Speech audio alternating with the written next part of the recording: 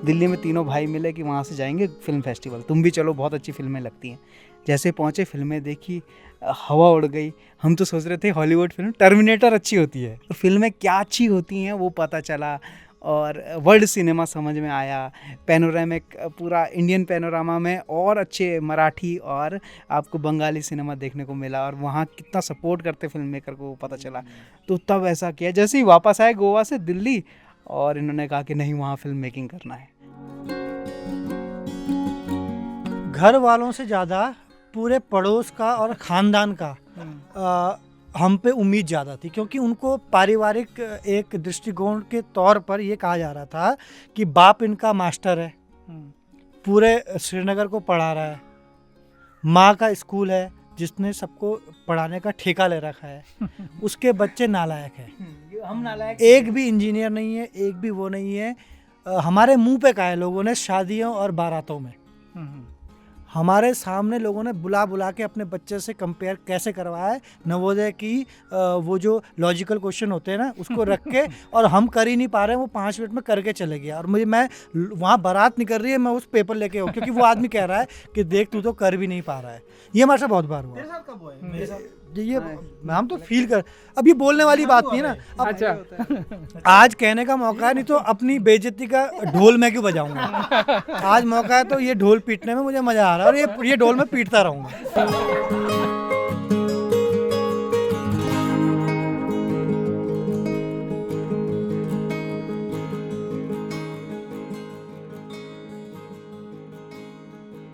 कुछ मीठी कुछ तीती के नए एपिसोड में आप लोगों का स्वागत है। हमारी इस इंटरव्यू सीरीज़ में अमूमन हमारे साथ एक मेहमान होते हैं, लेकिन आज की विशेष इंटरव्यू सीरीज़ में हमारे साथ 3 मेहमान हैं, जो कि 5 के नाम से जाने जाते हैं। और हम लोग आपकी मुलाकात करवाते हैं पांडवास से, नई पीढ़ी को के आइकन और फोक संगीत को नए लोगों तक पहुंचाने के लिए, उसका स्वाद चखाने के लिए जितना श्रेय पांडवास को दिया जाता है, वो शायद उससे ज़्यादा के हकदार हैं। उनसे तमाम बातें करेंगे, उनके जीवन से जुड़ी, कुछ मीठी कुछ तीती। आप तीनों लोगों का बहुत बहुत पहले तो स्वागत है बारामासा। धन्यवाद। Thank you so much. और मैं ये भी पहले इस्टेब्लिश कर दूं, आप लोगों को ये बता दें कि हम लोग अभी कहाँ हैं। हम रुद्रप्रयाग के पास एक गांव है बरसू, उस गांव में हैं। और मीडिया ने जो एक टर्म दिया है घोस्ट विलेजेस, ये उन्हीं घोस्ट विलेजेस में से एक गाँव है। तो ये गांव में आप मेरे पीछे ये जो फ्रेम में भी देख रहे होंगे, ये गांव का एक पारंपरिक मकान है जिस पर सालों से ताला लगा है। और लगभग यही स्थिति, न जाने कितने गांवों के, कितने सैकड़ों गांवों के, हज़ारों मकान या हज़ारों गांवों के, लाखों मकानों की पहाड़ में ये स्थिति है। लेकिन इस वीरान गांव के बीच में पांडवास एक नई उम्मीद की तरह हैं। और वो उम्मीद सिर्फ फोक से जुड़ी हुई नहीं है। जिस तरह से उन्होंने फैसला लिया कि वो पलायन नहीं करेंगे, इतने क्रिएटिव फील्ड में होने के बाद, जहाँ पहाड़ में अपॉर्चुनिटीज़ सीमित हैं, उसके बाद भी उन्होंने पहाड़ में रहना चुना, पहाड़ के लिए काम करना चुना। तो इन्हीं तमाम बातों पे उनसे आज चर्चा करेंगे। और बहुत सारे लोग आपको कलेक्टिव आइडेंटिटी से जानते हैं और आइडेंटिफाई भी नहीं कर पाते हैं कि कौन ईशान है, कौन सलिल है। तो सबसे पहले तो हम तीनों लोगों का एक इंट्रोडक्शन कराते हैं। और तीनों भाइयों में सबसे बड़े हैं ईशान। तो ईशान डोभाल सबसे बड़े हैं। ईशान के बाद कुणाल दूसरे हैं, और सलिल सबसे छोटे हैं। तो हम शुरुआत करेंगे आगे की बातचीत की। सबसे पहले ये बताइए कि इसमें अगर आप थोड़ा थोड़ा रोल डिफाइन करते हैं अपने पूरे प्रोडक्शन में, तो मेजरली आप तीनों में से कौन क्या रोल संभालता है? मेरा बेसिकली म्यूज़िक प्रोडक्शन, म्यूज़िक से रिलेटेड कुछ भी चीज़ें होती हैं वो करता हूँ। टेक्निकल मैं थोड़ा बहुत संभालता हूँ जितना मुझे, क्योंकि मेरा शुरुआत टेक्निकल से हुई थी, फिर मैं म्यूज़िक में घुस गया, तो फिर वो टेक्निकल भी रहता है थोड़ा सा, और वो म्यूज़िक, ये चीज़ें मैं मोस्टली संभालता हूँ। कुणाल, आप क्या देखते हैं? मेरा काम पूरा क्रिएटिव फील्ड से रिलेटेड है, डिज़ाइन और डायरेक्शन, फिल्म मेकिंग में जो भी है, जो भी हम वीडियो प्रोडक्शन कर रहे हैं उससे रिलेटेड है। अच्छा, यही मेरा काम है कि गानों को भी अगर मैं सुन रहा हूँ तो मैं उसमें क्रिएटिव वगैरह ये सब देखूँगा। टेक्निकल तो ईशान ही देख रहा होता है, मैं क्रिएटिव पक्ष देख रहा होता हूँ कि ये सही है कि नहीं है। और आप क्या देखते हैं? मेरा मेन काम है कैमरा और इसके अतिरिक्त जैसे प्रोडक्शन कंट्रोल किया जाए, किन परिस्थितियों में प्रोडक्शन को स्मूथली ले जाया जाए, ये 2 काम मेरे मुख्यतः किए जाते हैं मेरे द्वारा। अच्छा, लेकिन आप तीनों का ये बात, आप तीनों का जो कलेक्टिव प्रोडक्ट निकलता है वो बेमिसाल होता है। और ये भी मेरे को लगता है आप तीनों के जो फील्ड हैं तीनों के अपने अपने, वो ओवरलैप भी करते होंगे कभी कभी, कि जैसे आपका क्रिएटिव है तो उसमें कभी आपका इनपुट होता होगा और कभी सलील का जो काम है उसमें आपका इनपुट होता होगा। देखिए यही ना हमारा मतलब नेगेटिव ये बहुत थोड़ा सा है, पॉजिटिव इसमें बहुत ज़्यादा। नेगेटिव ये होता है कि लड़ाई हो जाती है छोटी और पॉजिटिव ये है कि वो लड़ाई घर में रहती है और हमारे बीच में होती है, तो बाहर वालों को सिर्फ पॉजिटिव चीज़ें और फाइनल प्रोडक्ट दिखता है। जो लड़ाई हुई वो हमारे अंदर ही सेटल हो जाती है। ये सवाल मैं पूछने भी वाला था एक्चुअली। हम जितनी देर जब से हम आपसे मिले, अभी इंटरव्यू शुरू करने से पहले हमारी जितनी ऑफ कैमरा जितनी देर हम लोग साथ में रहे, तो हमने ये चीज़ नोटिस करी, आप तीनों की आपसी ट्यूनिंग जो है वो दोस्तों की वाली ट्यूनिंग, और वो जो एक वाइब आती है आपस की ट्यूनिंग से, तो आप तीनों को देख के वो दोस्ती वाली वाइब ज़्यादा आती है। तो और जबकि भाइयों में, क्यों मेरी जो बहन है मैं तो खूब उससे लड़ा हूँ जब तक हम साथ रहे, तो आप तीनों साथ रहते हैं, साथ ही काम करते हैं, एक ही काम करते हैं। क्लैशेस कितनी बार होते हैं और किस लेवल तक पहुंचते हैं? समाधान के लेवल से पहले कैसे रोक लिए जाते हैं? मतलब क्लैशेस बहुत बहुत तगड़े होते हैं, मैं सही बता रहा हूँ आपको। मतलब पांडवास बंद हो जाने की वाली बात हो जाती है तीनों से। मतलब ऐसा हो जाता है कि हाँ मैं अपना कर लूँगा लेकिन अच्छा देखिए, वो जो दोस्ती वाली बात है वो है, देखिए दोस्त हमको बनना पड़ेगा अगर हमें एक साथ काम करना है, क्योंकि हमें प्रोडक्शन लाइन में है, हमको सब चीज़ें देखनी होती है ना। हम कई तरीके के लोगों के बीच में जाते हैं। अब अगर हम हर चीज़ में वो भाई वाला गैप, वो पर्दा और वो सब करते रहेंगे तो नहीं हो पाएगा वो काम। और दोस्त और साथ रहना, दोस्त रहना, आप उसको ज़रूरत समझें, मजबूरी तो नहीं कहूँगा, अभी मजबूरी वाला लेवल आया नहीं है, लेकिन ज़रूरत है वो हमारी, तो हम साथ हैं इसलिए भी। और हमको एक दूसरे से वो दिक्कतें नहीं हैं। और इस चीज़ में हमारे पिताजी भी हमारे साथ बहुत अच्छे से उसको टैकल करते हैं। पापा हमारे साथ खुद दोस्त की तरह रहते हैं, तो फिर हमको ऐसा लगता है कि हाँ जब पिताजी भी हमारे साथ ऐसे हैं तो फिर हम तीनों क्यों नहीं। और ये ट्यूनिंग पांडवास के क्रिएट होने से पहले से ऐसी रही है, या जब तक पांडवास नहीं बना था आप लोग स्कूलों में थे? और तो स्कूल में कितना एज डिफरेंस कितना है आप तीनों भाइयों में? मेरे से 1.5 साल छोटा कुणाल है, मेरे से 4 साल छोटा सलील है। अच्छा। कॉलेज के टाइम पे सलील छोटा था ज़्यादा, तो ये मम्मी का लाडला ज़्यादा था। हम दोनों अलग रहते थे, है ना, कि इसी को प्यार मिलता है वो वाला था। लेकिन इसके भी थे अपने दोस्त थे, सलील के अपने दोस्त थे, मेरे अपने दोस्त थे, वो था। लेकिन हाँ हमारा बॉन्ड जो है वो ज़्यादा तो शायद इसमें कॉलेज में आने के बाद, जब हम कॉलेज में आए तब से बनना शुरू हुआ, जब हमने ये चीज़ें एक्सप्लोर करनी शुरू करी। क्योंकि HNB गढ़वाल यूनिवर्सिटी में जब सबने तीनों ने एडमिशन लिया है करके, फिर वहाँ पे जब हमको ऑब्वियसली हमको बहुत एक्सपोजर मिला वहाँ पर से ना, तो वहाँ पर से हमने देखा है ये सब चीज़ें कि ये है वो है, तो हम एक दूसरे के साथ ही वो चीज़ें डिस्कस करते थे कि ये चीज़ क्या है, ये चीज़ क्या है। क्योंकि हम रुद्रप्रयाग से आ रहे थे, कई चीज़ें हमको पता ही नहीं थी। तो फिर जब वो चीज़ें पता लगनी शुरू हुई तो फिर बाद में हुआ, फिर बाद में वो जो एक होता है ना कहीं वो फायर होती है अंदर, वो कोई स्पार्क होता है जो बस स्टार्ट करने के लिए बस वो क्रैंक करना होता है इंजन, वही वाली बात है।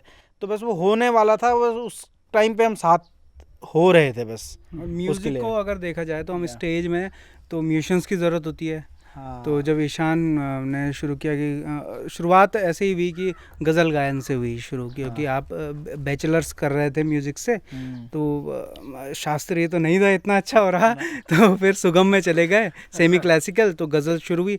अब ये BA कर रहे थे तबले से, तो ये तबला संगत करते थे, मैं गिटार बजा लेता था, तो वो बस इस तरीके से फिर वहाँ से प्रोफेशनल थोड़ा शुरू हुआ कारवां की, इस तरीके से शुरू करते हैं। तो अभी हम आपसे गिटार भी सुनेंगे और कुछ गीत भी ज़रूर सुनेंगे आज। और मैं अक्षत एक बार ये फ्रेम दिखाइएगा। ये फ्रेम, ये वो फ्रेम है जो आप तमाम दर्शकों ने पांडवास के दूसरे जो टाइम मशीन का जो दूसरा गाना आया था उसमें आपने ये फ्रेम देखा होगा, ये एक आइकनिक फ्रेम बन गया है। इसके फुलारी का इसके बारे में ईशान पहले कुछ बताइए कि वो जब फुलारी का जब आइडिया आया तो क्या उस आइडिया के आने से पहले ये गांव जहन में था या गांव का जिक्र उस आइडिया के बाद आया, मतलब कैसे दोनों की? इस मामले में कुणाल से आपको अच्छा बता पाएंगे क्योंकि रैकी इन्होंने करी थी। अच्छा, तो जब हमने गाना शुरू किया कि ये ऐसा शूट करना है, तो तब तक बिल्कुल नहीं था कि हम यहाँ पर शूट करेंगे। अच्छा, तो ये सहूलियत के हिसाब से हमने देखा, पर इससे हम एजुकेट भी हुए कि यार नीचे हमारा घर है, हम नीचे बाज़ार में रहते हैं और हमें ये नहीं पता था। वैसे हमारा ये पैतृक गांव नहीं, पर हमें तब पता चला ओहो हमारे ज़िले में भी ये स्थिति और मेरे शहर के ऊपर ये स्थिति ऐसी है।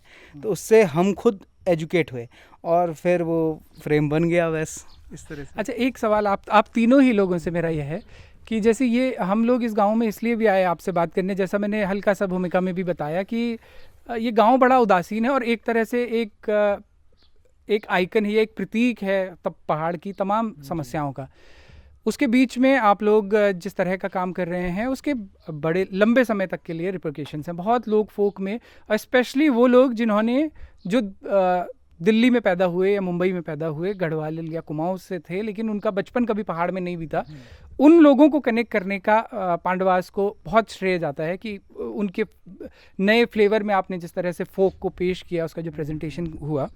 तो ये जो चेतना, मतलब आपका म्यूज़िक में जुड़ने के बाद सोशल कंसर्न से जुड़ाव हुआ या सोशल कंसर्न से जुड़ाव था तो म्यूज़िक में भी इंटरेस्ट था? मतलब ये दोनों जो हल्का सा जो ओवरलैप करते हैं, इनमें से दोनों की में से पहले कौन सी चेतना? इसमें हुआ ये था कि जब मैं म्यूज़िक सुन रहा था, एक होता ना एक टाइम पे आप बहुत सुनते हो, तो मैंने एक्चुअली म्यूज़िक सीखा ही सुन के। तो मैं बहुत सुनता था, तो हर तरीके का म्यूज़िक सुना, बॉलीवुड बहुत सुना, पुराना बॉलीवुड, नया बॉलीवुड भी सुना, गज़ल सुनी, कव्वाली सुनी, सब चीज़ें सुनी, अंग्रेज़ी गाने भी सुनने शुरू किए।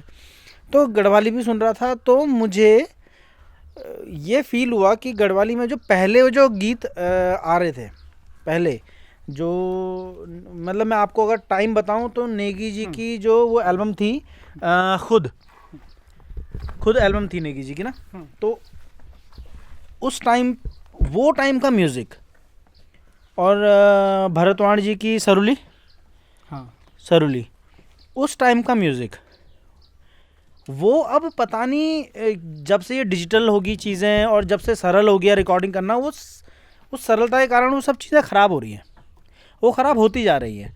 और मैं अपने टाइम से मैं देख रहा था कि मेरे से पुराना वो 10 साल 12 साल का सारा म्यूज़िक एक जैसा है। तो मुझे लगा कि यार ये कोई ना किसी को चेंज करना चाहिए। मेरे जहन में बिल्कुल नहीं था कि मैं चेंज करूँगा या मुझे करना चाहिए, क्योंकि मुझे पता ही नहीं था कि मैं प्रोडक्शन में भी आ सकता हूँ।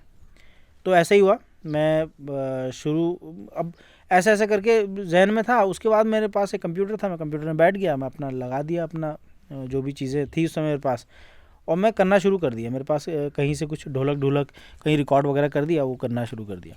अब वो जैसे ही होने लगा ना, वो सब चीज़ें होने लगी, उसके बाद ये चेतना वहाँ से आने लगी कि यार म्यूज़िक है जिसके कारण हम सही रिप्रेजेंटेशन कर सकते हैं, और ये हो नहीं रहा है।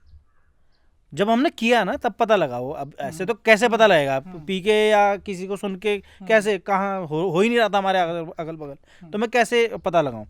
तो वो हुआ, करा, मैंने बोला यार अगर ऐसा म्यूज़िक बने तो इसको सुन के तो लोग को अच्छा लगेगा, और अगर कोई गढ़वाली वो जो स्टाइल पुराना नेगी जी वाला स्टाइल, जो पुराना वाला स्टाइल था, या और भी लोग जो थे साथ में नेगी जी के पैरेलल जो और लोग थे उस टाइम के, तो उनका म्यूज़िक आजकल के लोग ऐसे नहीं समझ पाएंगे।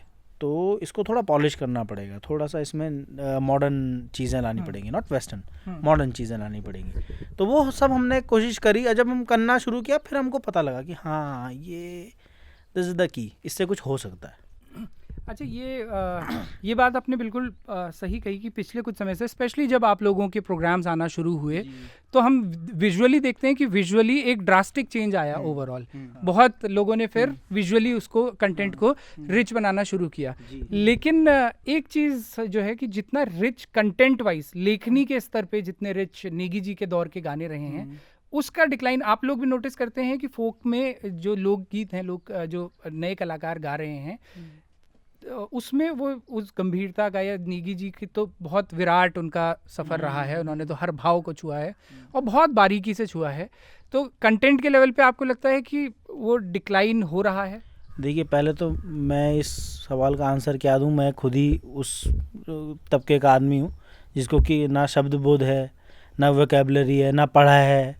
हम भी वही अनपढ़ हैं जिन्होंने कुछ पढ़ा थोड़ी है। मेरा म्यूज़िक वाला था तो मैंने किया। लेकिन हाँ, ये बात सत्य कही आपने कि आजकल जो भी लिखावट है, जो भी लेखनी है, उसमें शब्द का चयन वो नहीं है। क्योंकि पढ़ाई नहीं है, आसपास की चीज़ों को जज्ब करने की क्षमता नहीं है। आप गांव के लोगों के साथ कितना बैठ रहे हो, बैठ ही नहीं रहे हो, है ना। आप बैठो पुराने लोगों के साथ तो आपको पता लगेगा कि सुबह को सुबेर के अलावा भी कुछ और बोला जाता है। बहुत सारी चीज़ें हैं ना। एज अ मतलब एक प्रोड्यूसर के नाते पर हमारी ये जिम्मेदारी बनती है कि हम सिर्फ अच्छे कंटेंट को या अच्छी लिखनी को प्रेज करें और उसको मौका दें कि हम भाई तू आजा, तेरा गाना कम कर लेते हैं। तो यही तो बात है कि हम लिख नहीं सकते तो मैं जानबूझ के लेखक ना बनूं और मैं उसको तो उसको तो उठा लूं जो अच्छा रहा है। तो ये मैं सवाल इसलिए भी पूछ रहा था सलील आपसे भी कि जैसे पुराने, क्योंकि आप लोग प्रोडक्शन से जुड़े हुए लोग हैं, तो नेगी जी के दौर के ऐसे बहुत गाने या फिर लोक में आपको बहुत ऐसे गाने मिलते होंगे जिनके बारे में आप ये कहते होंगे या इच्छा करती होगी यार इसको हम प्रोड्यूस करें, है ना। ऐसे बहुत सारे होंगे। लेकिन क्या जो नए गाने आ रहे हैं उनमें भी कभी कोई ऐसा नज़र में आता है कि ये इतना सुंदर है कि काश इसे हम प्रोड्यूस करते? हाँ, बहुत सारे गाने ऐसे हैं। हमारे भी कुछ ऐसे गाने हैं जो रिकॉर्ड हमने किए हैं बट उसका विजुअलाइजेशन किसी और ने किया है। अच्छा। हमारे पास स्क्रिप्ट थी बट कुछ तालमेल ये नहीं बन पाया, क्योंकि कभी कभी ऐसा होता है कि जिसने गाना गाया है उसको ही कैमरे के आगे आना है, चाहे उस पर एक्टिंग करने की क्षमताएं हैं या नहीं है। ये प्रॉब्लम, ये क्लैशेस हमारे साथ बहुत ज़्यादा होते हैं। इसीलिए हम तीनों भाई में से या फिर हमारे जो बिहाइंड द कैमरा जो लोग हैं उनके दिमाग में आज तक ये बात बैठ चुकी है या उन्हें सत्य समझ में आ चुका है कि जो लोग कैमरे के पीछे एक्सपर्ट हैं या अच्छा कर सकते हैं वो वहीं रहें, और जो भी आगे आना चाहता है उसे आप ढूंढ के लाएं, वो आपकी टीम में पुराना मेंबर हो या नया हो। हम ये काम कर रहे हैं क्योंकि हमें ये बात समझ में आ गई है कि अगर मैं ज़बरदस्ती हीरो बनूंगा तो वो वीडियो चलेगा नहीं और कोई छाप भी नहीं छोड़ पाएगा। तो बहुत सारे गाने हैं ऐसे हमारे बनाए हुए भी और दूसरों के बनाए हुए भी कि इसका वीडियो और अच्छा हो सकता था, ये हमारे मन में रहता है। तो अपने गाने जो हमारे प्रोड्यूस हैं म्यूज़िकली उनका ज़्यादा मलाल रहता है क्योंकि उस पर काफ़ी हद तक अपना बच्चा मेरे मन चाहे स्कूल में नहीं पढ़ रहा है ऐसा है। अच्छा, म्यूज़िक पे हम तमाम सारी बातचीत म्यूज़िक की ये राउंड होगी, लेकिन उससे पहले थोड़ी सी बात आप लोगों के बचपन से जुड़ी हुई। आप तीनों लोगों का शुरुआती स्कूलिंग रुद्रप्रयाग से ही हुई है, तीनों लोगों की? मुझे पापा मम्मी ने बुआ के पास भेजा था देहरादून।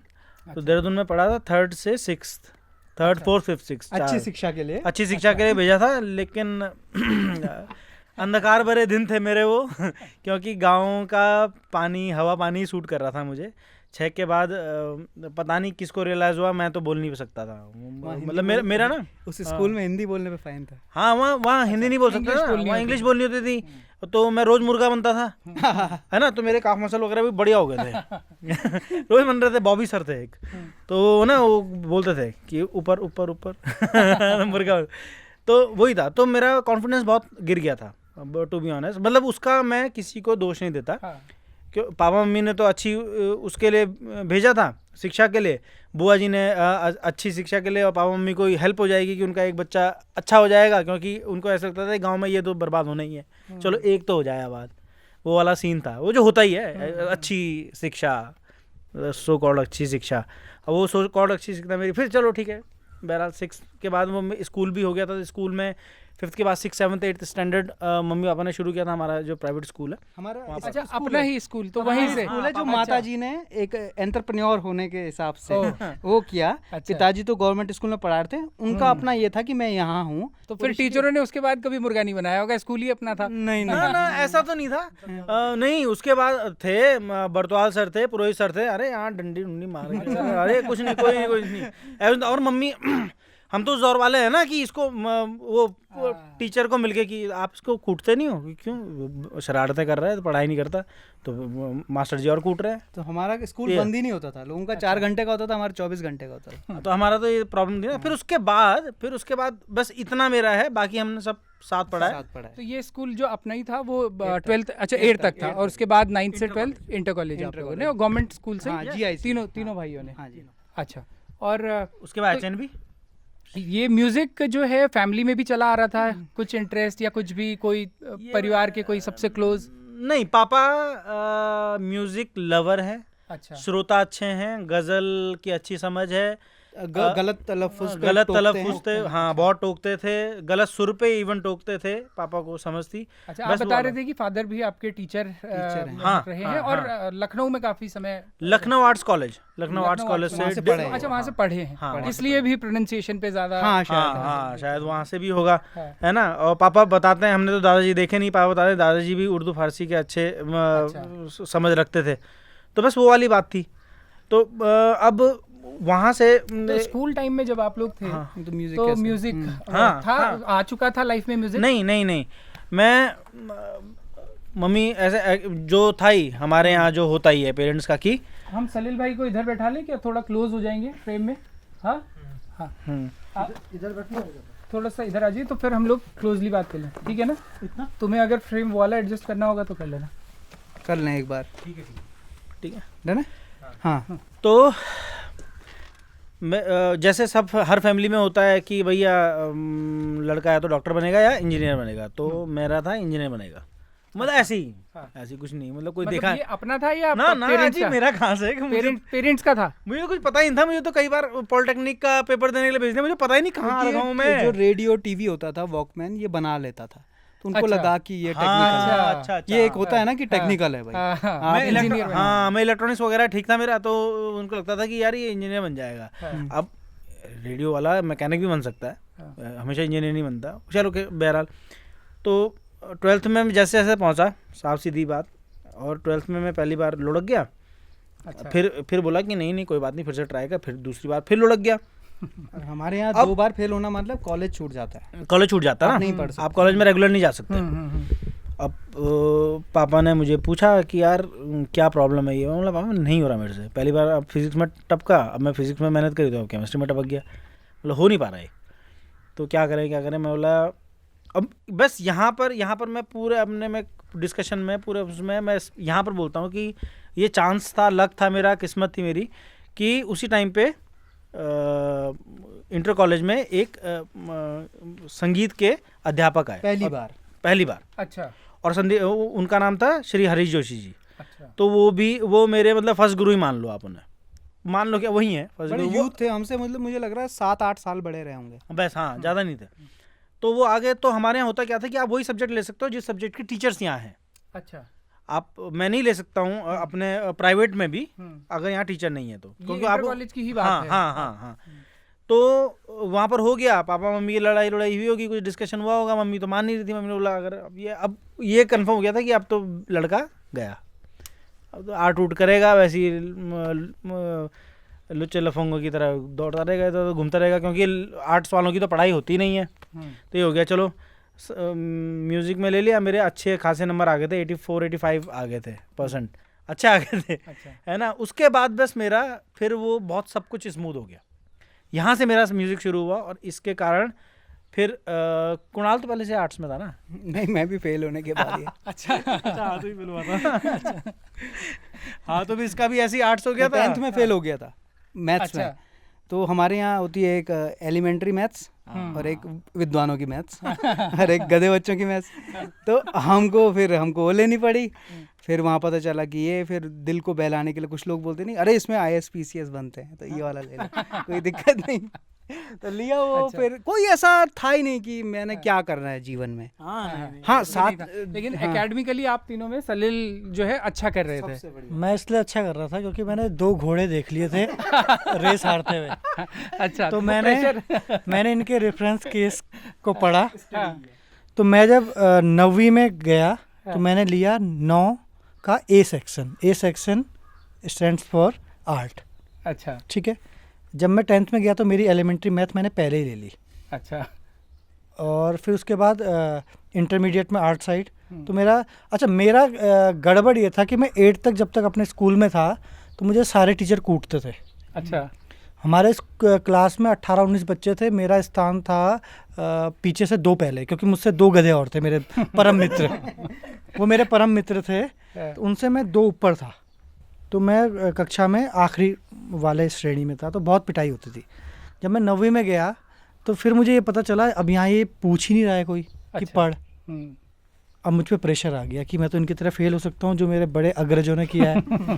तो फिर मैंने वहाँ पढ़ना शुरू किया। तो पहली बार जो हाफ ईयरली हुआ मुझे याद है मेरे नंबर बहुत कम आए। फिर मुझे पता चल गया कि अब और पढ़ना है। फिर मेरा फर्स्ट चलते रहा, तो फिर वो एमए तक फर्स्ट ही रहा। टॉप किए हैं। और उसके बाद टॉप भी किया है आपने। हाँ, वो ग्रेजुएशन में वो इसलिए भी हो गया क्योंकि वैसे वो सबके साथ होना चाहिए। जब तीन एक्चुअली क्या है कि एचएनबी में आप हर विषय में ऑनर्स नहीं कर सकते हो। मास कम्युनिकेशन के अलावा शायद एक आध विषय में और होगा, या एक भी विषय में नहीं है। मेरे साथ क्या था, 3 सब्जेक्ट लेने थे। मैंने एक म्यूज़िक तबला उठा दिया, एक पेंटिंग उठा दिया जिसमें कि मेरे पिताजी भी टीचर हैं। 2 सब्जेक्ट मेरे आ गए जेनेटिक सब्जेक्ट। एक सब्जेक्ट अंग्रेजी पढ़नी पड़ी मुझे। उसके लिए मुझे डॉक्टर DR पुरोहित जी के घर पे मैं 1 साल के बाद सेकंड ईयर और थर्ड ईयर में ट्यूशन जाता था। अच्छा। और उनकी जो लड़की है तानिया पुरोहित, वो मेरी क्लासमेट थी, तो हम दोनों साथ में पढ़ते थे। अच्छा। तो उन्होंने मुझे उसमें अच्छा कर दिया। 2 मेरे जेनेटिक थे, तो इन तीनों में अच्छा आ गया। तो मेरा नंबर अच्छा स्कोर कर गया। तो मुझे क्लास के कुछ टीचर्स के, कुछ जो वहीं एम्प्लॉयर्स थे, उनके बच्चों का फ़ोन आया मुझे। उन्होंने ही बताया कि तेरे इतने ज़्यादा नंबर कैसे आ गए बे। तो मैंने कहा क्यों, क्या हो गया कि इतने प्रतिशत आपने स्कोर किया है। मैंने कहा अच्छी बात है कि तेरे तो इसलिए आ गए क्योंकि तेरे सब्जेक्ट ऐसे थे। तो मैंने कहा तुम भी अपना इंटरेस्ट 3-4 विषयों में बढ़ाओ, तुम्हारे भी आ सकते हैं। और मैंने गनीमत मानो कि अगर अंग्रेजी के बदले यहाँ फोटोग्राफी होता तो फिर मेरा उस सम्मान पट से नाम मिटाना बहुत मुश्किल हो जाता। अच्छा, तो आपने तबला कैसे, क्योंकि बड़े भाई संगीत में जा चुके थे, इंटरेस्ट ले रहे थे, तबला इस वजह से लिया, वो भी एक फैक्टर था, या इंटरेस्ट और पहले से भी था? मेरे क्लास में ना हम एक्चुअली क्या है कि गढ़वाल में तबला आसानी से दिखने को नहीं मिलता है, ढोलक मिलता है। क्योंकि महिला संगीतों में ढोलक आता है, रामलीला में भी ढोलक आता है। तबला थोड़ा शास्त्रीय चीज़ है, उसका शास्त्र है, तो वो शास्त्र से अडिग नहीं बजाया जा सकता है। ये कैसे आया कि ईशान कर रहे थे गायन से, मुझे इतना इल्म था मेरी आवाज़ अच्छी नहीं है, ये एहसास मुझे था। तो दूसरा मैंने पूछा आपके यहाँ और क्या है, क्योंकि इस आर्ट के ये बुफे लगा हुआ था, आपको कुछ चूज़ करना है। इस बुफे में 3-4 ही चीज़ें थी, एक गायन था, एक वादन था, एक नृत्य था। नृत्य का टीचर अवेलेबल नहीं था। वादन में सिर्फ एक इंस्ट्रूमेंट था, वो था तबला। नहीं, सितार थे पर वहाँ भी टीचर नहीं। हाँ, सितार भी थे, पर सितार था तो उसका टीचर नहीं था, तो एक तबला बचा। तबला मैंने ले लिया, तो उन्होंने कहा कुछ बजा के बताओ, तो मैं डैश डूस बजाया, थोड़ा ताल पे कर दिया। तो उन्होंने कहा ठीक है कि घोड़ा थोड़ा वो है, पर है घोड़ा, नस्ल घोड़े की है। तो उन्होंने मुझे ले लिया। एक टेस्ट हुआ था छोटा सा, तो वहाँ के स्टाफ ने, HOD ने, और जो भी वहाँ के टीचर थे, उन्होंने मुझे एक्सेप्ट कर लिया। तो हम 2 ही बच्चे थे उस टाइम पे तबला पे, तो थोड़ा बहुत मुझे समझ थी, तो वो भी अच्छा हो गया। अच्छा, तो आप क्योंकि सबसे छोटे थे, ग्रेजुएशन भी सबसे बाद में आप ही कर रहे थे, सलील कर रहे थे, तो ये आइडिया उस समय तक, जब आप ग्रेजुएशन आपने जब कंप्लीट किया, तब तक भी ये आइडिया आ चुका था कि हम कलेक्टिवली कुछ करेंगे म्यूजिक के फील्ड में? म्यूजिक को ना महिलाओं का सब्जेक्ट समझा जाता था बहुत टाइम। ये तो महिलाओं का सब्जेक्ट होता है, तो वो शर्म भी रहती थी, और वो मेरे अंदर नहीं रही। वो मतलब मेरे अंदर रही, यहाँ तक घर नहीं करी, क्योंकि मैंने नहीं लिया म्यूजिक। मेरा आर्कियोलॉजी था, अच्छा, अंग्रेजी था, और मेरा फिर चित्रकला था कि चित्रकला पिताजी घर से लखनऊ शैली सिखा देंगे, तो वो वाला चल रहा था। तो वो जो था कि तब तक नहीं था, पर जब एनुअल फंक्शन आना शुरू हुए, तो आप तीनों की लाइफ में देखा जाए तो म्यूजिक सबसे लास्ट में आपकी लाइफ में एंटर हुआ, मतलब हाँ, आप सबसे हाँ, मैं भारी से सीख रहा था। मैं नहीं, पर मैं आपको एक बताऊं, म्यूजिक ना सुनते तो हम तीनों ही थे साथ साथ में, हाँ, वो वाला था। अच्छा। लर्निंग फेस तो अभी भी चल ही रहा है, खैर। और ये आपकी लाइफ में तो ऐसे नहीं आया, हाँ, formally academics- जैसे academics में नहीं। academics में नहीं आया। हाँ, अच्छा। हाँ, एकेडमिकली कभी भी नहीं आया हाँ, वो। मतलब लर्निंग फेज तो हमारा अभी भी चल रहा है, वो तो रहता है, हम डिस्कस करते रहते थे, तो हम देखते हम सुनते रहते थे तबला, कभी किसी का देख लिया, किसी को, जो हरीश जोशी सर ही जो जिनकी मैं बात कर रहा था, तो उनके यहाँ उनके हम कमरे पे जाते थे, तो वो कभी कीबोर्ड भी रखा हुआ है, गिटार भी रखा हुआ है, तो हम तो पहली बार देख रहे हैं कि तबला भी रखा हुआ है और तीनों चीज़ें बजा भी रहे हैं। बोला अरे क्या मैजिक चल रहा है, मैजिक ही था वो हमारे नहीं, लिए। मुझे तो बजाना गिटार था ना, वहाँ गिटार का सब्जेक्ट नहीं था, तो हम अच्छा। टीम बना रहे थे। तो तबला हो गया तो 2 तबला काहे चाहिए तबला तो एक है, तो सितार के मिले नहीं टीचर, नहीं तो होता। हमने सबसे ज़्यादा संगीत सुना, हमारे घर में हम 3 लड़के थे। पापा श्रीनगर में टीचर थे, मम्मी स्कूल चलाती थी, तो हम तीनों की बारी लगती थी झाड़ू पोछा की। अच्छा, रोज हमें रोज उस आग के दरिया को लांग के जाना है। हम विद्यालय 11वीं 12वीं 9वीं 10वीं 11वीं 12वीं, हम जब भी विद्यालय जाएंगे हम रोज झाड़ू पोछा मार के जाएंगे। झाड़ू एक, पोछा एक उस दिन लीव पे रहेगा, अच्छा। उसका रेस्ट है। 9वीं 10वीं अपनी बोल रहा है, हमारा 7-8 से शुरू हो गया था। ये तो लाडला था ना। पर वो टाइम हमारा ऐसा था कि हमें 15 मिनट में या 20 मिनट में ख़त्म करना होता था, क्योंकि विद्यालय पहुंचना है। हमारे घर से इंटर कॉलेज की चढ़ाई थोड़ा ठीक थी, 1 किलोमीटर की चढ़ाई थी और स्टिफ था, तो उसमें सांस फूल जाती थी, तो हम रोज़ रेस लगा के जाते थे। उस टाइम तक हम बहुत फिट होते थे। तो हम क्या करते थे, उस 20 मिनट 5-6 गाने सुनते थे रोज। कैसे क्लासिकल नहीं, किस चीज पे, मतलब टेप रिकॉर्डर हाँ, पे? एक इंटेक्स का सबवूफर आया था, जिसमें कहते थे कि इसमें डिकचिक आवाज़ आती है, बेस आता था। अच्छा। क्रांति थी एक अलग से। हाँ, तो वो हम रोज़ लगता था, एक कैसेट रोज़ सुनी जाती थी, क्योंकि उस 20-30 मिनट में एक कैसेट ही सुनते हो पलटी मार के। अच्छा। फिर सीडी आई, हम रोज़ सुनते थे, हमारा एक कोर्स था ये। और ये जो उस दौर में आप सुन रहे थे, ये हिंदी था, बॉलीवुड खाटी म्यूजिक था, या फोक भी था, क्या था? सेमी क्लासिक आ गए थे। अच्छा। हम उस्ताद अहमद मोहम्मद हुसैन सुनने हाँ। लगे। अच्छा, ये सुनने लगे। हाँ, वो हरीश जोशी सर ने 12th अच्छा। पास करते करते उन्होंने मुझे बता दिया कि क्या सुनता है। मैंने बोला सोनू निगम। अच्छा ठीक है, और क्या सुनता है ये? अच्छा, और क्या सुनता है ये? गजल सुनता है। मैंने बोला एक बार पापा ने सुनाई थी, एक आई जंजीर की झनकार खुदा खैर करे, वो भी मैंने पापा के मुख से सुनी है और रेडियो पे सुनी थी। इसके अलावा तो सुनी। हाँ वो ठीक है कि वो सब ठीक है। अहमद मोहम्मद हुसैन, मतलब पता नहीं कौन है, तो उन्होंने मुझे कैसेट दी कि बेटा अगर खोई ना देख लेना। मतलब ठीक है, मैंने सुनी शुरू में, लेकिन वो हाँ हमको कभी ऐसा लगा ना, शुरू से ही एकदम से ऑकवर्ड नहीं लगा कि ये क्या है, ऐसा हुआ ये क्या है, ऐसा वाला हुआ। और वो हल्के हल्के पहले तो पहले तो समझ में नहीं आया कि ये चल क्या रहा है। ऐसे भी गाने होते हैं बहुत बहुत स्लो, वो ना पूरा आलाप करते हैं, फिर एक शेर पढ़ते हैं, फिर गज़ल शुरू होती है, एक लंबा सा उसके बीच में जब गज़ल शुरू हो जाती है, फिर बीच में एक लंबा सा पीस आता है। जल्दीबाजी वाला काम नहीं है उनकी गज़लों में। मतलब वो एक ना तालीम भी है बिल्कुल। जैसे ना अगर एक राग है दे रखा क्लास में जी, राग है इनके पास या म्यूज़िक की क्लास वालों लोगों के पास, तो वो एक टास्क भी देते थे कि ये गज़ल सुनना, बताना इसमें कौन सा राग है, आप पता करने का लगा के। तो वो ऑटोमेटिकली ना घर पे ही वो टास्क आ रहा था कि यार ये ऐसा वाला तो सुना था कहीं, ऐसा वाला सुना था कहीं, तो राग मैच, अच्छा ये वही होगा। फिर वहाँ गए सर ये वही है ना, कि नहीं ये वो नहीं है, इसमें ये ऐसे लगता है, ऐसा लगता है। मतलब सर साउंड तो सेम कर रहा है, कि वही तो राग है। ऐसे पता लग जाए तो बात क्या है। तो हमारे कान वैसे बने, जब रोज कोई आदमी संगीत सीखता है, मतलब संगीत सुनता है। हम इतना सुना कि हमारे घर से जो गुजरता था, जब हम झाड़ू पोछा की क्रिया में खोए रहते थे, तो लोग जब गुजरते थे तो लोग ये बात करते थे, ये इतने इतने बच्चे क्या गाने सुनते हैं, तो बाजार में नहीं आते हैं, क्योंकि ये इंडिपेंडेंट एल्बम रिलीज हो रही थी उनकी। और हमें एक व्यक्ति लाके दे रहा था जिनका नाम था श्री हरीश जोशी जी, उन्होंने हम पे इंजेक्ट किया था ये। हरीश जोशी जी अब कहाँ हैं? अब तो हल्द्वानी है। हल्द्वानी है।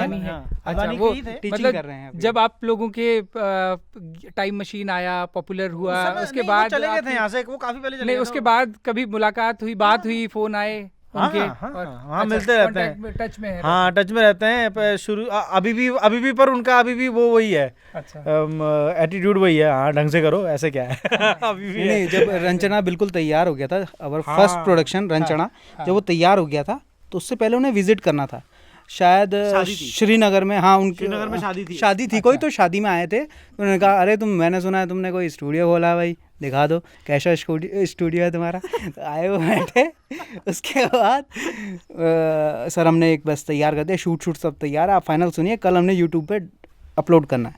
मैंने सुना इसमें तो पूरा कोरस बेसुरा है। नहीं कोरस नहीं, तानपुरा, इसमें तो तानपुरा ही, इसमें तानपुरा बेसुरा है। अबे हमने बोला यार अब ये कैसे, ये क्या होगा। मैंने उसमें किया तो उस समय हमारे पास क्यूबेस डिजिटल सॉफ्टवेयर है, तो उसमें आप वहीं पे सुर कर सकते हो। तो एक्चुअली पूरा तानपुरा ही साहब ने गलत ट्यून कर रखा था। थोड़ा कुछ सेमीटोन्स वो नीचे था। तो फिर मैंने उसमें देखा कुछ तरीके होते हैं उसमें कि आपको दिख जाता है कि ये सुर थोड़ा सा नीचे ऊपर है। देखा मैंने, तो फिर मैंने, अब सर को समझ में नहीं आता है कि उसको दिख भी रहा है, फिर मैंने उसको सही कर दिया।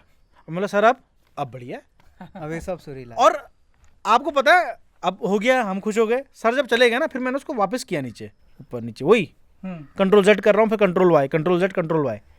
मुझे अभी भी कुछ समझ में नहीं आ रहा कि ये बेसुरा है कि नहीं। हाँ तब अपनी मतलब सुन के समझ नहीं आ रहा, नहीं आ रहा, वो कहानी तैयार नहीं है ना, वो चीज़ ही नहीं है। वो तो अब वही, तभी बोलते नहीं कि वो बचपन से साल लगा रहे हैं बेचारे घरानेदार लोग, और एक राग की प्रैक्टिस कर रहे हैं 10-10, 12-12 साल, ऐसे थोड़ी कर रहे हैं, है ना। अगर ऐसे जाते तो फिर हम जैसे हर कोई राग गाना शुरू कर देगा, है ना। वो तो आप ये लगाओ कि हम बस कर रहे हैं, वो टेक्निकल चीज़ें भी हमारे साथ हैं। अगर सिर्फ म्यूजिक किया जाए तो बहुत टफ है। उस दिन हमें पता लगा कि मतलब भाई बहुत पानी के नीचे, मतलब पानी के नीचे जो जमीन है ना उसके अंदर घुसे हुए हम, बहुत नीचे हैं।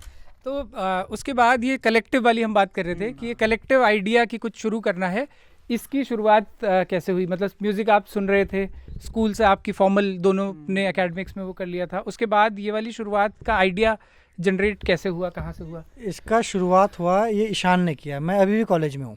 अच्छा, अगर हम उस समय में जाएं, मैं अभी भी कॉलेज में MA कर रहा हूँ या फिर BA लास्ट ईयर में हूँ, और ईशान जी ग्रेजुएट कर चुके हैं, वो ग्रेजुएशन हो चुका है। अभी उन्हें ये नहीं पता चल रहा है कि मास्टर्स किससे करें, क्योंकि ज़्यादातर फैमिली में होता है कि इससे मास्टर करो, B.Ed करो और टीचर बनो।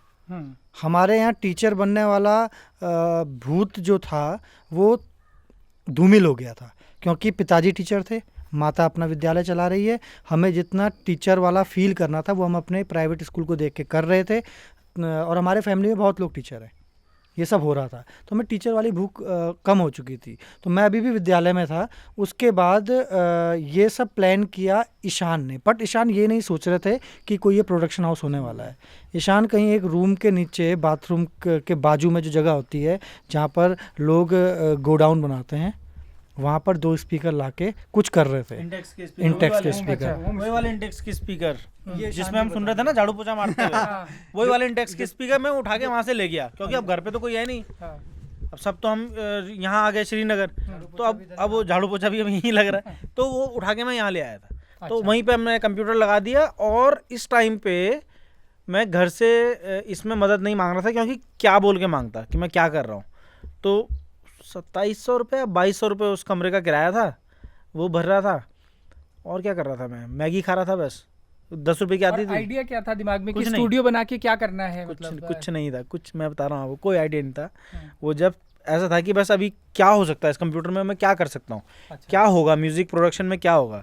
मुझे पता भी नहीं इसको म्यूज़िक प्रोडक्शन बोलते हैं एक्चुअली, बस मैं करे जा रहा हूँ। वो सॉफ्टवेयर मेरे पास एक है और मैं उसमें लूप लगा रहा हूँ, कभी कुछ कर रहा हूँ। मीडी कीबोर्ड मैंने फिर ख़रीदा, उसको लगा दिया, वो लगाऊँ करने में, और वो बनता जा रहा है कुछ ना कुछ उसके बाद किसी का मुझे एक ऑक्सफैम से हमको एक रेडियो नाटक का एक ऑफ़र आया था।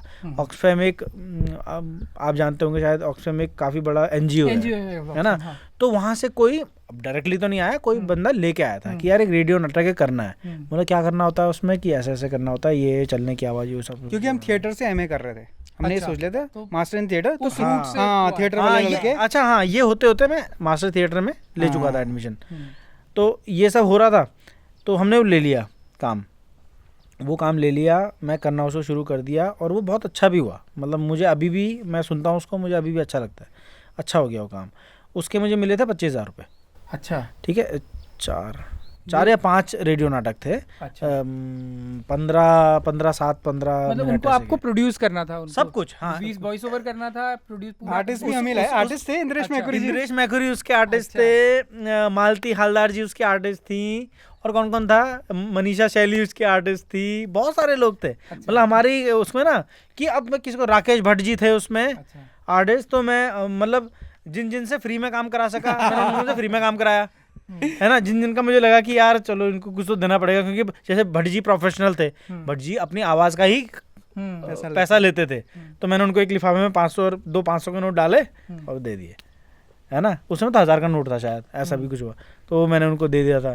तो ऐसे करके मुझे 25,000 रुपये मिले। उसमें से खर्चे मैंने उसमें क्या किया कि उस कमरे में गर्मी बहुत होती थी, तो एक कूलर ले लिया 6,000 रुपये 5,000 रुपये का, प्लास्टिक वाला आता है जो लंबा सा, वो ले लिया और बाकी पैसे बचा दिए। मतलब अब ये खर्चे चलेंगे इससे। अब वो खर्चे तो उस समय बस मैं उन्हीं पैसों से 1-1.5 साल तक आप, मतलब सही बता रहा हूँ, 1-1.5 साल तक मैंने सिर्फ उन पैसों से वो किराया भरा, और सुबह, दिन में और शाम को एक मैगी खाई, बस। और इस और दौरान कमरे से बाहर नहीं आता था मैं। अच्छा। और इस पूरे 1 साल का ये जो ड्यूरेशन था, हाँ। इसमें क्रिएटिवली आप क्या कर रहे थे? कुछ नहीं कर रहा था, मैं कुछ बस explore कर ये रहा मेरे था। नाटकों के लिए वो भी करता था। अच्छा। जैसे म्यूजिक करना है हाँ। तो अब डायरेक्टर को पता होता था कि इसका भाई कुछ है उधर, म्यूजिक करते हैं, अच्छा। तो अरे तुम तो यार मेरा असिस्टेंट बन जाओ, म्यूजिक सब कुछ हो जाएगा। तो म्यूजिक होता रहा था, म्यूजिक इस तरीके से बन रहा था कि नाटकों में शुरू हो गया था म्यूजिक करना। हाँ, वही सब मैं कर रहा था। वो सब पर एक्सपेरिमेंट उसका का ही पैसा पार्ट, नहीं था, तो पैसा एक तो हाँ, था तो नहीं, creative पैसा way था में नहीं। गिनेंगे इससे। उसके बाद फिर एक बार ऐसे ही हुआ, किसी ने बोला कि यार एक एल्बम करनी है। अब इतना कॉन्फिडेंस मेरे पे आ गया था कि मैं कर दूंगा, हाँ मैं कर दूंगा। तो उस समय हमने निकाली थी वो एल्बम हुई थी हुरणी को दिन वाला जो गाना है, हुरणी को दिन करके। अब वो बनाई, दे दी उनको मैंने। उस समय सीडीज़ का ज़माना था, सीडी छाप छूप के वो ले गए अपना। अब वो डाल दी उन्होंने मार्केट में, हर दुकानों में जैसे रखते थे। उस समय सीडी का मार्केट गिर रहा था, और यूट्यूब उठा नहीं था, यूट्यूब भी नहीं था, और सीडी का मार्केट बहुत गिर रहा था, कोई खरीद ही नहीं रहा था, क्योंकि वो पेन ड्राइव में कॉपी होने शुरू कर दिया था।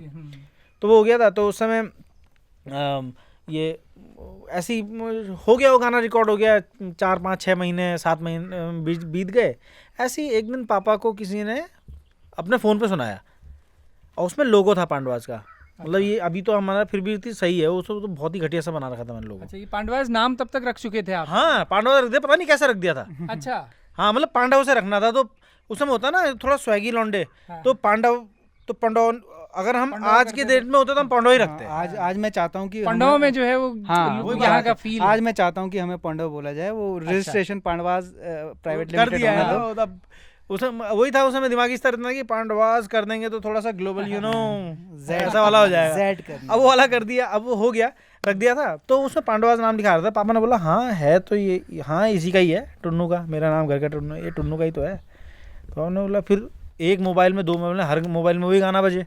अब पापा को सबने सुना कि अरे आपका बेटे का गाना है, आपका बेटे का गाना है। अब आप पापा को भी ये क्लिक कर गया कि यार बेटे का गाना है, ये है वो है, गुड। अब हर जगह से हो। और उसके बाद कुछ देर में मेरा दोस्त एक डीजे वाला, अरे ईशान भाई गाना बज रहा है तुम्हारा यहाँ। कौन सा? ये लो सुनो। सुनाई दे रहा मुझे, उसने फ़ोन ने स्पीकर पे चिपका रखा, वो पूरा फट रहा हुआ। बोला हाँ ठीक है।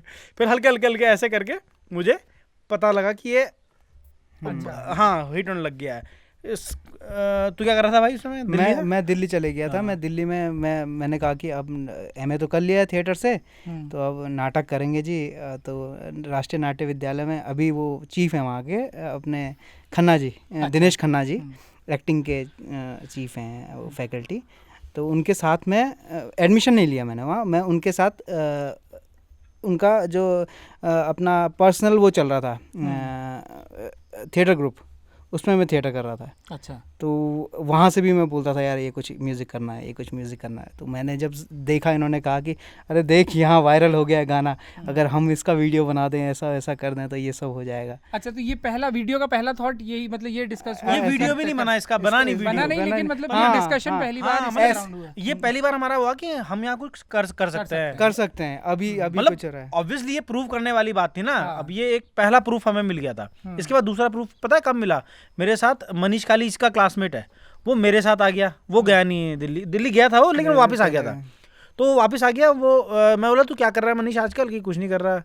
बोला आ जा मेरे साथ थोड़ी देर काम कर लेते हैं। कि ठीक है भैया आ जाता हूँ, काम कर लेंगे। हुआ।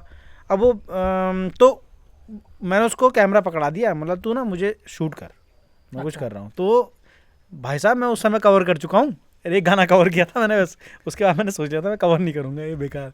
तो मैंने ओरे पिया वाला गाना मैंने खुद बनाया वो पूरा, और मतलब म्यूज़िक रीडिज़ाइन करके खुद गाया। और वही स्टूडियो में जैसे आजकल लोग चमका खूब करते हैं, लाइट वीट लगा के, और वो शूट कर दिया। शूट करके यूट्यूब पे भी डाल दिया। कुणाल ने देखा, फिर वहाँ से कुणाल को लगा कि यार हो तो सकता है। कुणाल आप उस समय भी दिल्ली थे? हाँ दिल्ली था। अच्छा। ये मतलब पहले ही चल रहा था। हुरनी को दिन तो निकल गया, 6-7 सनी महीने हो अभी गए। भी कॉलेज में थे? हाँ, मेरा कॉलेज का अंतिम वर्ष चल रहा था। last year। मैंने 2 को देख लिया था कि इन्होंने ग्रेजुएशन के बाद एमए थिएटर में दाखिला लिया।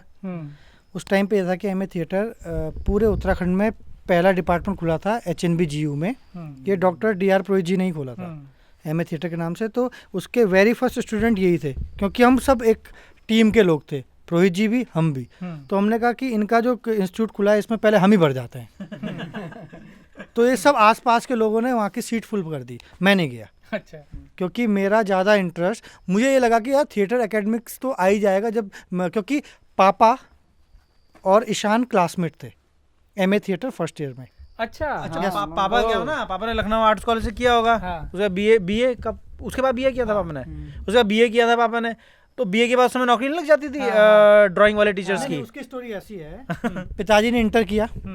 हमारे घर की स्थिति इकोनॉमिकली बहुत अच्छी नहीं थी, थोड़ा सा डिस्टर्बेंस आया था। तो पिताजी को किसी ने बताया कि 12 के बाद आर्ट मास्टर ट्रेनिंग होती है लखनऊ कॉलेज में, जिसके बाद सीधा अध्यापक की नियुक्ति होती है उत्तर प्रदेश सरकार में। तो इन्होंने क्या किया, वहाँ किया अपना डिप्लोमा किया। डिप्लोमा करने के बाद इनका नियुक्ति पत्र इनको घर पे मिला। 83-84 में इनकी नियुक्ति हो गई। उसके बाद इनका बीए छूट गया, क्योंकि बीए क्यों करता है आदमी, नौकरी के लिए। बीए के बगैर नौकरी मिल गई, शांत हो गया। उसके बाद कहीं ना कहीं ये इल्म हुआ कि अगर ग्रेजुएशन करेंगे और पोस्ट ग्रेजुएशन करेंगे तो तनख्वाह बढ़ेगी आपके, ये जो भी स्कोर होगा एकेडमिक स्कोर के हिसाब से। तो फिर क्या हुआ, इन्होंने शायद ग्रेजुएशन किया 90-95 में। मैंने एक दिन बक्से में उनके वो देखे थे, क्योंकि ये हमारे देखते थे कि तेरा 60% है। मैंने कहा भैया तुम भी दिखा लो। तो हम भी एक तरह से औचक निरीक्षण कर दिया पिताजी के जितने भी वो लखनऊ से गोल्ड मेडलिस्ट है। अच्छा, ये सर्टिफिकेट जांचने के बाद पता चला? हाँ। पर उनके हाथ से भी लगता था। मुझे तो तब ये था कि गोल्ड मेडल नहीं भी होंगे, हाथ अच्छा चल रहा है, मुझे सिखाया है तो ठीक ही है फिर है? तो फिर उसके बाद क्या हुआ कि उनका ग्रेजुएशन हो चुका था। अब उनको किसी ने बोला कि पोस्ट ग्रेजुएशन करना है। पिताजी का पढ़ने में रुचि नहीं है, ना लिखने में है ना पढ़ने में है। अभी हो रही है वो बात अलग है, पर उस टाइम पर नहीं थी। पर अब उन्हें क्या मिला, एक सहपाठी मिल गया घर का, कि दोनों ईशान और मैं एक साथ जाएंगे क्लास पढ़ लें। तो उन्होंने ये उत्तराखंड शिक्षा निदेशालय से एक विशेष प्रस्ताव देके ये आज्ञा ली कि विदाउट पे का था, ऐसा कुछ था कि मुझे ये दे दिया जाए। तो उन्होंने हाँ भर दी। तो पिताजी और ईशान एक क्लास में थे फर्स्ट ईयर में। जब ये सेकंड ईयर में गए तो कुणाल ने दाखिला लिया। तो ये दोनों सक्सेसर, ऐसा वाला सीन था इनका। मैं अभी कर रहा था पेंटिंग से। अच्छा। तो मैं पेंटिंग से कर रहा था, तो मेरा ज्ञान वृद्धि कलर सेंस को लेके बढ़ रही थी। जो मैंने वेस्टर्न जितने भी पेंटर्स हैं उनके बारे में पढ़ा। और मेरे पिताजी को एक किताब मिली थी फर्स्ट प्राइज़ जॉन कॉन्स्टेबल की। वो एक वेल्स के बहुत अच्छे आर्टिस्ट थे, रियलिस्टिक पेंटिंग करते थे, ऑयल में बहुत अच्छा हाथ था उनका। तो मैं उनको देखता था, उनका ऐसा सेल्फ पोर्ट्रेट बनाते थे। तो जॉन कॉन्स्टेबल का नाम था। तो मेरे पास किस्मती से अच्छी किताबें थी उस टाइम पे। तो मैं उनका अध्ययन करके ये सीख रहा था कि फ्रेम क्या होता है, जितना ही मुझे आया। मुझे नहीं पता था कि मैं इस लाइन में जाऊंगा या कभी ऐसा करूंगा, बट मेरा एस्थेटिक नॉलेज शायद उस टाइम पे सुधार की तरफ था, और बाकी मैं इनके नाटक देखने जाता था। इनके नाटक में जो भी मुझसे फ्री हो पाता था, जिस चीज़ के लिए ये मुझे मेरा यूज़ कर सकते थे, मुझसे इनको कलर फ्री में मिल जाते थे, मुझे डेकोरेशन से लेकर के और तो पोस्टर मेकिंग पोस्टर्स के लिए, हाँ। वो मैं इनसे फ्री में करता था। और मेरी ये लालसा थी कि इनके ब्राउशर के नीचे आर्ट मैनेजमेंट में या आर्टिस्ट के तौर पे मेरा नाम आता था, तो मेरी प्रोफाइल बढ़ रही थी, तो सबका धंधा चल रहा था। तो हमारा एक गुलदस्ता बना हुआ था अच्छा ना, मतलब सिंपल सी बात ये है, एक गुलदस्ता बना हुआ था, सब एक दूसरे के काम आ रहे थे। अच्छा, ये अब जब पांडवास जब अब पूरी तरह से प्रोडक्शन में है, तो आपको अपना अलग से उसके लिए समय मिल पाता है? आप पेंट करते हैं अभी भी? लॉकडाउन में किया था। लॉकडाउन में मुझ पे वो जागा था। अच्छा। और वो अच्छा भी हुआ था, बहुत लोगों ने सराहा भी, मुझे भी लगा कि पहले मुझे ये डर था कि कहीं मेरा हाथ ख़राब तो नहीं हो गया है। लॉकडाउन में जब मैंने 1-2 पेंटिंग बनाई तो मुझे लगा नहीं अभी है, क्योंकि जो चीज़ें 12-15 साल में सीखी होती हैं वो 1.5 साल में नहीं जाती, उन्हें जाने में भी 15 साल लगता है। जैसे तैरने को कहते हैं, तैरना देर में सीखता है आदमी, तो उसी तरह वैसे भी है। तो वो उसके लिए काम तो नहीं मिलता है, बट प्रोडक्शन में अब एक्चुअली क्या है ना, इंडिया में पेंटिंग का मुझे अच्छा, उसके बाद क्या हुआ, जब मैं पेंटिंग का कर रहा था तो मैंने DU का पेपर दिया, लखनऊ आर्ट्स कॉलेज का दिया, JJ कॉलेज ऑफ आर्ट का दिया। JJ कॉलेज ऑफ आर्ट मैंने क्रैक किया, लखनऊ क्रैक किया। DU में मैं क्रैक नहीं कर पाया क्योंकि मैं लेट भी पहुंचा था, अब मुझे पेपर भी समझ में नहीं आया। तो मास्टर्स के लिए आप कह रहे हैं? अब ग्रेजुएशन के लिए एक्चुअली क्या है, इन तीनों कॉलेजों में ये हो रहा था। अब मैं ग्रेजुएशन 3rd ईयर में हूँ। अच्छा। तो इन तीनों कॉलेज ने मुझे कहा कि आपको हमारे यहाँ से ग्रेजुएशन भी करनी पड़ेगी, क्योंकि वहाँ BFA चलता है। फाइन आर्ट्स वहाँ चलता है। 3 ईयर का कोई प्रोग्राम ही नहीं है UGC का, वहाँ 4 साल का प्रोग्राम है। अगर आप 4 साल का प्रोग्राम किया है तो आप MFA या MVA में विजुअल आर्ट में आइए। तो मैंने कहा मैं दोबारा कर लूँगा। तो मुझे कुछ प्रोफेसर्स ने प्राइवेट कॉल में ये कहा कि जब आपकी यूनिवर्सिटी भी UGC से है तो आप ये मत सोचिए कि आप मास्टर इन आर्ट HNB से हैं या हमारे यहाँ से हैं, अगर आपको काम आता है तो आपके लिए हर जगह कद्र है। ये बात मुझे JJ कॉलेज के एक प्रोफेसर ने बोली थी, और लखनऊ कॉलेज के प्रोफेसर थे। दिल्ली के प्रोफेसर से मैं नाता नहीं जोड़ पाया था क्योंकि मेरा ना कट ऑफ लिस्ट में कहीं नाम था, ना वो मुझे पहचानते। तो इन दोनों से मैंने बात की थी, फिर मैं वापस आके यहाँ से MA किया, इनके साथ थिएटर में पूरा काम किया, जो क्राफ्ट है, जो भी बैक स्टेज का मैनेजमेंट है, वो सब किया। तो ऐसे में हमने एस्थेटिक सीखा, आर्ट सीखा, और हमारा कॉमन सेंस थोड़ा सुधरा जो हमारा बिगड़ा हुआ था। तो ये वाली अभी तक की जो आपकी जर्नी रही, इसमें सिर्फ कुणाल दिल्ली एक चक्कर लगा चुके थे? मैं भी लगा गया था। अच्छा, मैंने लगा चुका हूँ। कितना टाइम वहाँ रहे थे? अरे साहब की लड़ाई होगी घर पे एक दिन। हाँ। साहब अच्छा। एक दिन लड़ाई होगी कि मम्मी बोलती रहती है ना, मम्मी मतलब मम्मी का रहता था दिमाग में ना कि इसने वो नहीं किया, साइंस नहीं किया। मम्मी बोलती रहती थी, अब मम्मी तो भले के लिए बोल रही है ना यार। मम्मी बोल रही है अब हम तो चिड़क्कू, होता ही है नहीं है, नौजवान खून खोल रहा है खट खट खट करके। अब वो बोल दिया। मैं एक दिन मैंने बोला मैं करता ही नहीं म्यूज़िक यार, जाओ। बोला ऐसा करो, ठीक है। मैंने देखा क्या करूँ यार, टेक्निकल में क्या हो सकता है। मैंने कुछ लोगों से पूछा तो एथिकल हैकिंग। समझ रहे हो? साइंस में कैसे घुस जाएं बस, किस तरह बिना डिग्री के साइंस में घुस जाएं। अब आप सुनो, अब देखो घाट का पानी पिया है। अब लेकिन जिंदगी ऐसी वो होती है ना, थप्पड़ ऐसा मारती है ना जिंदगी, और वहीं बोर्ड लगा के पटक दे लिए। ले हुआ क्या, तू रहेगा यहीं का ही। मैं गया एथिकल हैकिंग का, और उस समय रिसेशन आया, ये उस टाइम की बात है। Yes. की बात है। और रिसेशन आ गया खतरनाक वाला। मतलब आप ये लगाओ कि जो सरदार जी हमें पढ़ाते थे ना, एक दिन वो सरदार जी रोते हुए ऑफिस से बाहर आ रहे हैं। हम बोला सर को क्या हुआ? तो सर जो वहाँ पर अच्छा खासा 50-60 हज़ार रुपये उस समय लेते होंगे, उनको उन्होंने बोला कि देखो रहना है तो 10-20 हज़ार रुपये में रहो, नहीं तो जाओ। सर दिया जा रही सी। बोला ठीक है अब क्या होगा। तो सब ने वहाँ पर ना वो फैल गई वो बात। और मैं अभी भी, मुझे ये चीज़ें समझ में बहुत ज़्यादा नहीं आती थी, मैं तो बस घुस गया था कि कुछ हो जाएगा शायद। मैं ज़्यादा कैलकुलेट करके नहीं गया था। तो वहाँ पर सबने ये बोला कि यार ये जो रिसेशन है ये लंबा चलेगा, और नौकरियाँ वगैरह जो हुआ भी कि नौकरियाँ वगैरह सब रहेगी नहीं, ये वो। चलो ठीक है, फिर भी मैं कोर्स कंटिन्यू कर रहा था। अब क्या हुआ कि जिनके साथ मैं रह रहा था ना, वहाँ मैंने जो रूममेट पकड़े वहाँ पर। अभी मैं कुछ टाइम इधर उधर अकेले भी रहता था, लेकिन वहाँ पर मैंने एक रूममेट पकड़ लिए कि इनके साथ रहूँगा, थोड़ा खर्चा कम हो जाएगा। रूममेट इसलिए होता है, खर्चा कम हो जाएगा खाने खोने का। वो शुभा मुदगल जी से सीख रहे हैं क्लासिकल म्यूज़िक। वो रोज़ सुबह उठ के 4 बजे 5 बजे सा लगा रहे हैं, फिर वही संगीत वापस आ फिर गया। वही संगीत। अब मेरे पास कंप्यूटर पड़ा हुआ है, अब कंप्यूटर मेरा खाली, कंप्यूटर में तो मैं खाली एथिकल हैकिंग से रिलेटेड फोल्डर बने हुए डेस्कटॉप पे। और क्या होता है, फोल्डर बने हुए, फोल्डर के अंदर एक फाइल ये डॉस अटैक बहुत अच्छा है। मैंने अपनी पुरानी हार्ड डिस्क लगाई, हार्ड डिस्क नहीं थी, पेन ड्राइव थी, नहीं सीडी, सीडी का फोल्डर होता था ना, सीडी निकाली, उसमें था क्यूबेस वही ऑडियो एडिटिंग सॉफ्टवेयर, लगाया मैंने, डालो इसको। तो एक दिन उनको बुलाया, मैंने बोला जरा भैया जरा आओ, जरा गाओ इसमें। तो माइक था मेरे पास, उन्होंने गा दिया एक बार, कंगन मुदरिया करके कुछ एक था, वो गा दिया उन्होंने, वो गा दिया, सुबह गाया उन्होंने, चले गए। वो शाम को आया, मैंने उसमें सारा म्यूजिक करके रख दिया। उन्होंने सुना यार, तो ये आता तुझे? बोला आता, कर दिया। यार ये तो सही है कि तू यार कहीं किसी स्टूडियो में काम कर ले और अच्छा क्लियर हो जाएगा तेरा ये उन्होंने बोला।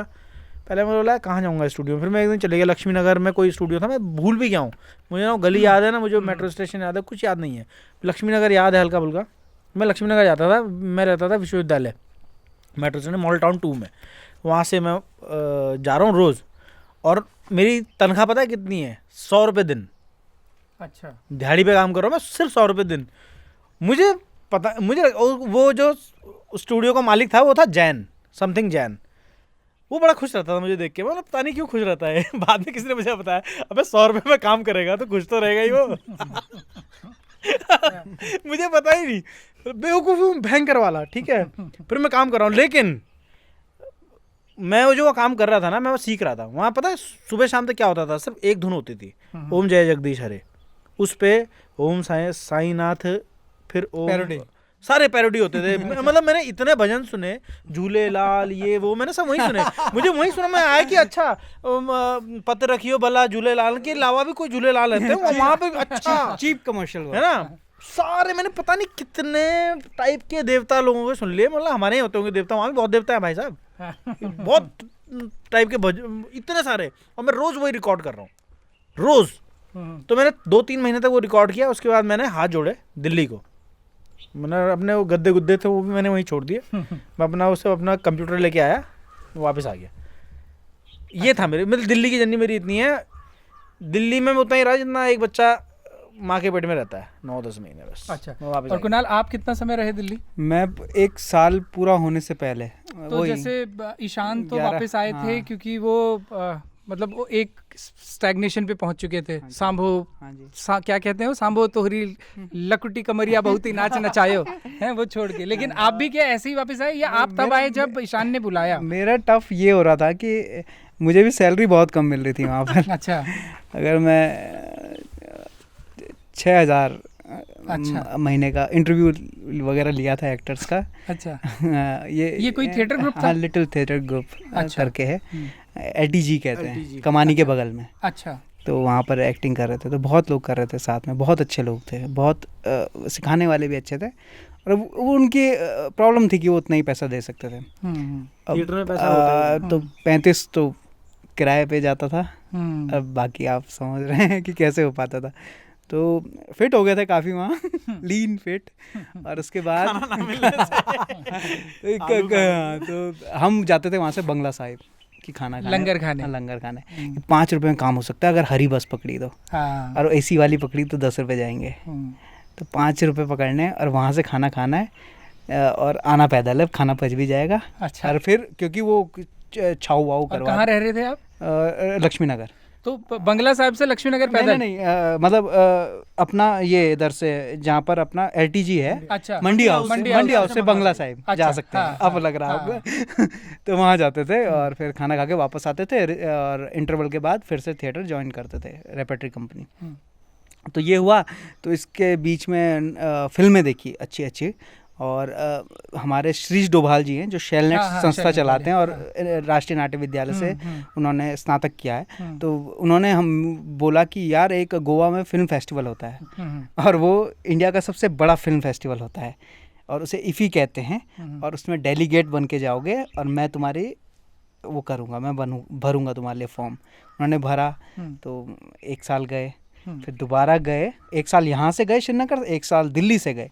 दिल्ली में तीनों भाई मिले कि वहाँ से जाएंगे फिल्म फेस्टिवल, तुम भी चलो, बहुत अच्छी फिल्में लगती हैं। जैसे पहुँचे, फिल्में देखी, हवा उड़ गई। हम तो सोच रहे थे हॉलीवुड फिल्म टर्मिनेटर अच्छी होती है, हम तो सोच रहे थे टर्मिनेटर, टाइटैनिक, ये अच्छी फिल्में होती हैं। और फिल्में क्या अच्छी होती हैं वो पता चला, और वर्ल्ड सिनेमा समझ में आया, पैनोरामिक, पूरा इंडियन पैनोरामा में, और अच्छे मराठी और आपको बंगाली सिनेमा देखने को मिला, और वहाँ कितना सपोर्ट करते फिल्म मेकर को वो पता चला। तो तब ऐसा किया, जैसे ही वापस आए गोवा से दिल्ली, और इन्होंने कहा कि नहीं, वहाँ फिल्म मेकिंग करना है अपने यहाँ। तो फिर वहीं से पैक किया और ढंग से गुड बाय। एक कलेक्टिव डिसीजन, मतलब यहाँ पे बना, वहाँ बना फिल्म फेस्टिवल से आने के बाद। अच्छा, गोवा की गलियों में बन गया था वैसे। अच्छा। हम फिल्म देख के बाहर आए ना, थोड़ी देर तक हम एक दूसरे को देखते रहे, बोले क्या देख लिया है। फिर थोड़ी देर बाद हम एक दूसरे को देख ही नहीं रहे, अपने अपने ख्याल में क्या हो गया है। फिर तब हमारा, मतलब आप समझ रहे हो, एक बहुत भयंकर शॉकिंग चीज़ थी कि यार ये भी चीज़ होती है, आप ऐसे भी कनेक्ट कर सकते हो लोगों से। और हम ना लैंग्वेज समझ में आ रही, रशियन फिल्म देख रहे हो, और क्या क्या ऐसी तो फिल्म देख रहे थे हम, अलग अलग पॉलिश फिल्म देख रहे हो, और सब समझ में आ रही है। मैंने बोला यार ये तो फिर ऐसा भी नहीं है कि हम ये बोलें कि यार गढ़वाली में फिल्म नहीं, तो समझ में नहीं आएगी। मतलब ये भी नहीं हो सकता, मतलब ये बाउंडेशन भी नहीं है कि हम ये बहाना बनाएं, इसका रोना रोएं कि अरे गढ़वाली तो छोटी सी उसकी भाषा है, कैसे समझ में आएगी, कुमाऊनी तो यहाँ की भाषा। नहीं, वो सेम चीज पलायन मैंने वहाँ देख लिया था, रशिया का पलायन देखा, ये आपका जो ये सोवियत संघ टूटा है, जो वहाँ भी पलायन हो रहे हैं उन देशों में, तो वो वाला मैंने पलायन देखे, वहाँ की कहानियाँ देखी, तो वो मुझे सेम लगा, अरे ये तो है, मैं यहाँ क्या कर रहा हूँ। तो जो लड़का वापस आ रहा है फुलारी में, वो हम ही सब हैं। तो ये उसके बाद जब ये कलेक्टिवली एक बार सोच लिया, तो उसके बाद आप लोगों का पहला जो जिसमें तीनों का कंट्रीब्यूशन था, वो वाला प्रोडक्शन रंजना ही था? या रंजना था? रंजना का ऑडियो हो गया था। अच्छा। और ये ऑडियो कैसे बना, ये भी एक अच्छी कहानी है। एक्चुअली क्या है, हम लोगों ने ना स्टेप बाय स्टेप सीखा है। अच्छा। जब ये लोग थिएटर कर रहे थे, ये तो ऑफिशियली थिएटर कर रहे थे, मैं बाहर से आता था। तो जब मैं वहाँ आता था तो वहाँ एक विजिटिंग फैकल्टी आए थे, उनकी वाइफ गाती थी, बचन देई जी। जब रंजना शुरू होता है तो वो डेडिकेटेड टू एक लेडी आता है जिनकी तस्वीर लगी है, उनको ट्रिब्यूट किया है। अच्छा। तो वो गाती थी, वो गाना हमने बचपन में सुन दिया था। बचपन में तब सुना था जब ये नाटक वहाँ, मतलब बहुत सारे गाने सुने थे, उनमें से एक ये भी था। तो बचपन से जब हम थिएटर कर रहे थे तब ये गाने सुनते रहते थे हम। तो ये गाना वहाँ से इनको लिखवाया था विजिटिंग फैकल्टी ने, तो हमें इसकी धुन बड़ी पसंद आई थी। उसके बाद इसको प्रोड्यूस किया, फिर उसको वीडियो में लाए, तो ऑडियो बन के पहले तैयार हो चुका था। वीडियो करने का ख्याल सेकंड स्टेज पे आया, पर रिलीज तो वीडियो ही हुआ था ना। हाँ, वन टाइम हमने क्लब करके किया, क्योंकि उस टाइम पे हमारे मन में चल रहा था कि वीडियो अच्छा बनना चाहिए। वीडियो जैसे बन रहे हैं वो भी अच्छे, वो गुस्सा भी था, क्योंकि इतने बेहतरीन गीत हैं, इतनी बेहतरीन सोच है, या लेजेंड लोग हैं, पर वीडियो नहीं बन रहा था अच्छा। और ये कोई कह नहीं रहा था, कोई क्रिटिक नहीं था कि जो कहे कि आपका वीडियो खराब बन रहा है साहब, या दुनिया जहाँ पहुँच गई है वीडियो मेकिंग में, या जितना लोग क्रिएटिव हो चुके हैं वीडियो मेकिंग में, आप नहीं हैं साहब, ये आज भी नहीं बोल पा रहे हैं लोग, और ये तब भी नहीं बोल पा रहे थे। तो ये वीडियो का तो, क्योंकि आप लोग तो संगीत में थे, चलिए तबला आपने सीखा था, लेकिन ये वीडियो प्रोडक्शन और सॉफ्टवेयर आप जान चुके थे, video production, camera sense, light का सेंस, ये सब चीज़ें कैसे डेवलप? कुछ तो थिएटर से मिला कि हम लाइट कर रहे थे, ये कर रहे थे। मुझे सब लोग कहते थे तुम्हें नहीं, एक्टिंग नहीं करनी चाहिए। अच्छा। तुम एक्टिंग क्यों करते हो, तुमको वो डिज़ाइन में जाना चाहिए। हमारे थिएटर में डिज़ाइन ज़्यादा कहते हैं ना। हाँ। डायरेक्शन नहीं कहते, डिज़ाइन कहते हैं। क्योंकि फिर ये बात हुई कि आपको नहीं करना चाहिए, और आप लाइट बहुत अच्छा कर पा रहे हो, आप ये संभाल पा रहे हो, ये संभाल पा रहे हो। मुझे डायलॉग इतने रटे भी नहीं जाते थे। मैं जब मंच पे जाता भी था तो मैं अपने हिसाब से कर लेता था उसे, तो मैं ज़्यादा अच्छा टेक्स्ट बुक कर भी नहीं पा रहा था उसे। तो फिर ये तब खुद से जिम्मेदारी आ गई कि वीडियो जी हम संभालते हैं। अच्छा। और कैमरा ये कर लेंगे, और कलेक्टिव, वो भी कलेक्टिव ही था। मतलब मैंने बोला कि एडिटिंग तुम छोड़ दो मेरे पे, मैं कर लूँगा एडिटिंग। अब कैमरा खरीदने की एक गाथा अलग है। जब मैं बाहर नहीं गया, न डीयू गया, न लखनऊ गया, तो मैंने घर से एक मेरे पास मौका था कुछ मांगने का, अपने घर वालों से। अच्छा ये कहानी क्योंकि अभी कंटेक्स्ट आया तो मैं पूछ लूं कि ये सब कुछ जब चल रहा है, एक बेटे से उम्मीद टूट चुकी है, दूसरा बेटा जो है वो भी 12th में फेल हुआ, उसके बाद जब जॉब पे गया थिएटर में चला गया है वो भी, घर वालों का रिस्पॉन्स क्या, मतलब पापा क्या कह रहे थे, मम्मी क्या कह रही थी उस वक्त? घर वालों से ज़्यादा पूरे पड़ोस का और ख़ानदान का हम पे उम्मीद ज़्यादा थी, क्योंकि उनको पारिवारिक एक दृष्टिकोण के तौर पर ये कहा जा रहा था कि बाप इनका मास्टर है, पूरे श्रीनगर को पढ़ा रहा है, माँ का स्कूल है जिसने सबको पढ़ाने का ठेका ले रखा है, उसके बच्चे नालायक हैं, हम नालायक, एक भी इंजीनियर नहीं है, एक भी वो नहीं है। हमारे मुंह पे कहा है लोगों ने शादियों और बारातों में, हमारे सामने लोगों ने बुला बुला के अपने बच्चे से कंपेयर कैसे करवाया है, नवोदय की वो जो लॉजिकल क्वेश्चन होते हैं ना उसको रख के, और हम कर ही नहीं पा रहे हैं, वो 5 मिनट में करके चले गया, और मैं वहाँ बारात निकल रही है, मैं उस पेपर लेके हूँ, क्योंकि वो आदमी कह रहा है कि देख तू तो कर भी नहीं पा रहा है। ये हमारे साथ बहुत बार हुआ। तेरे साथ कब हुआ है? मेरे साथ ये हम तो फील कर, अब ये बोलने वाली बात नहीं है ना। अब अच्छा आज कहने का मौका है, नहीं तो अपनी बेइज्जती का ढोल मैं क्यों बजाऊंगा। आज मौका है तो ये ढोल पीटने में मुझे मजा आ रहा है, और ये ढोल मैं पीटता रहूंगा। तो ये पूरी वारदात ऐसी होती थी, मेरे पे प्रेशर आने लगा अब अच्छा कि आप अच्छा, मेरे साथ गड़बड़ क्या हुआ, जब मैं BA 3rd ईयर में था तब LT की बयार आई, लाइसेंस ऑफ टीचिंग, जो LT टीचर ग्रेड होता है, उसके फॉर्म आ गए गलती से। अच्छा और मेरे घर वाले किया है इससे आर्ट से, उनको उन पे B.Ed pressure- नहीं करना होता है, अच्छा उस समय B.Ed नहीं करना होता था, और आपको सीधे एक पेपर देना है और आपका स्कोर आता तो आप सीधे अंदर है। और भी गंदी बात, मेरे पास 2 विषय थे, तबला, और दोनों में सीट दोनों आई में थी, फॉर्म आ गए। दोनों में B.Ed नहीं करना है। अच्छा आप बस जाइए, भरिए, आपका जो एकेडमिक स्कोर वो जांचा जाएगा, और आपने जनरल क्वेश्चन के अगर अच्छे आंसर दिए तो आप अंदर। मुझे इस चीज़ का खौफ था, अगर मैं अंदर चले गया तो मैं बाहर कभी नहीं आ पाऊंगा, या तो अच्छा, मैं, ये एहसास था। हाँ, ये एहसास हो क्योंकि गया। मुझे ये पता था कि अगर मैं पिताजी कैसे थिएटर कर पाए, हमने देखा। वो राष्ट्रीय नाट्य विद्यालय में जो वहाँ का एनुअल फेस्टिवल होता है, वहाँ एक नाटक डायरेक्ट भी कर चुके हैं, पर वो कैसे समय निकाल पाते थे, कैसे घर का अस्त व्यस्त हो जाता था, वो हमने देख लिया। घर का अस्त व्यस्त हो जाता था, मम्मी भी बोलती थी कि यार घर पे नहीं आते हो। स्कूल बहुत सपोर्ट करता था, ये बात मानने वाली बात है कि पिताजी को स्कूल बहुत सपोर्ट करता है, फिर भी रहते हैं। हमारे घर में लड़ाइयाँ होती थी पापा मम्मी की इस बात को लेके, जो आपकी CL बच्ची हैं वो आप रिहर्सल कर रहे हो नाटक की, आप घर नहीं आते हो, तो ये सब चीज़ें थे ये। पर मैं इस डर से नहीं गया। पर ये वाला प्रेशर नहीं था कि अगर जैसे ये तो था आपको कि अगर मैं सेलेक्ट हो गया तो बाहर नहीं आ पाऊंगा, लेकिन एक डर जो आप बता रहे हो कि समाज का, मम्मी पापा वो मैं का, कि बताता अगर हूँ। सेलेक्ट नहीं हुआ तो क्या रिस्पॉन्स होगा, ये वाला डर नहीं था? सिलेक्ट मुझे, क्योंकि मुझे इतना पता था, मेरा बेस बहुत सा क्लियर था। अच्छा मैं उस टाइम पे अपने स्कूल का, क्लास का, कॉलेज का अच्छा बच्चा माना जाता था, क्योंकि मैं हाजिर जवाब था, मुझे पता रहता था। पता नहीं क्यों ऐसी कृपा हो रही थी। कृपा के कारण ये भी थे क्योंकि मैं दिल्ली घूम के आया, मुंबई घूम के आया, उस बीच में मुझे ज्योग्राफिकल साइंस अच्छा था, मुझे ह्यूमन साइंस समझ में आती थी कि कहाँ का व्यक्ति कैसा होता है, कितने डैम है, स्टेट ऐसे याद रहता था, यूनियन टेरिटरी याद होती थी, प्रथम विश्व, सेकेंड वर्ल्ड वॉर, और ये सब याद था, कब मार्को पोलो, ये सब रटा हुआ था। पता नहीं क्यों था, मुझे इंटरेस्ट था, इसलिए था। पर मैंने फिर मुझे फ़ायदा क्या मिला कि मेरी उम्र कम हो गई और मैं LT का फॉर्म नहीं भर सकता हूँ। अच्छा अंडर एज था मैं। और वो फॉर्म घर पे ही फ्रिज के ऊपर पड़ा रहा, उस पे चाय के कप के छाप पड़ते रहे और एक दिन वो रिटायर हो गया। अच्छा पर मैंने भरा, मैं राइट एज में था। मेरे साथ बहुत अच्छी बात है।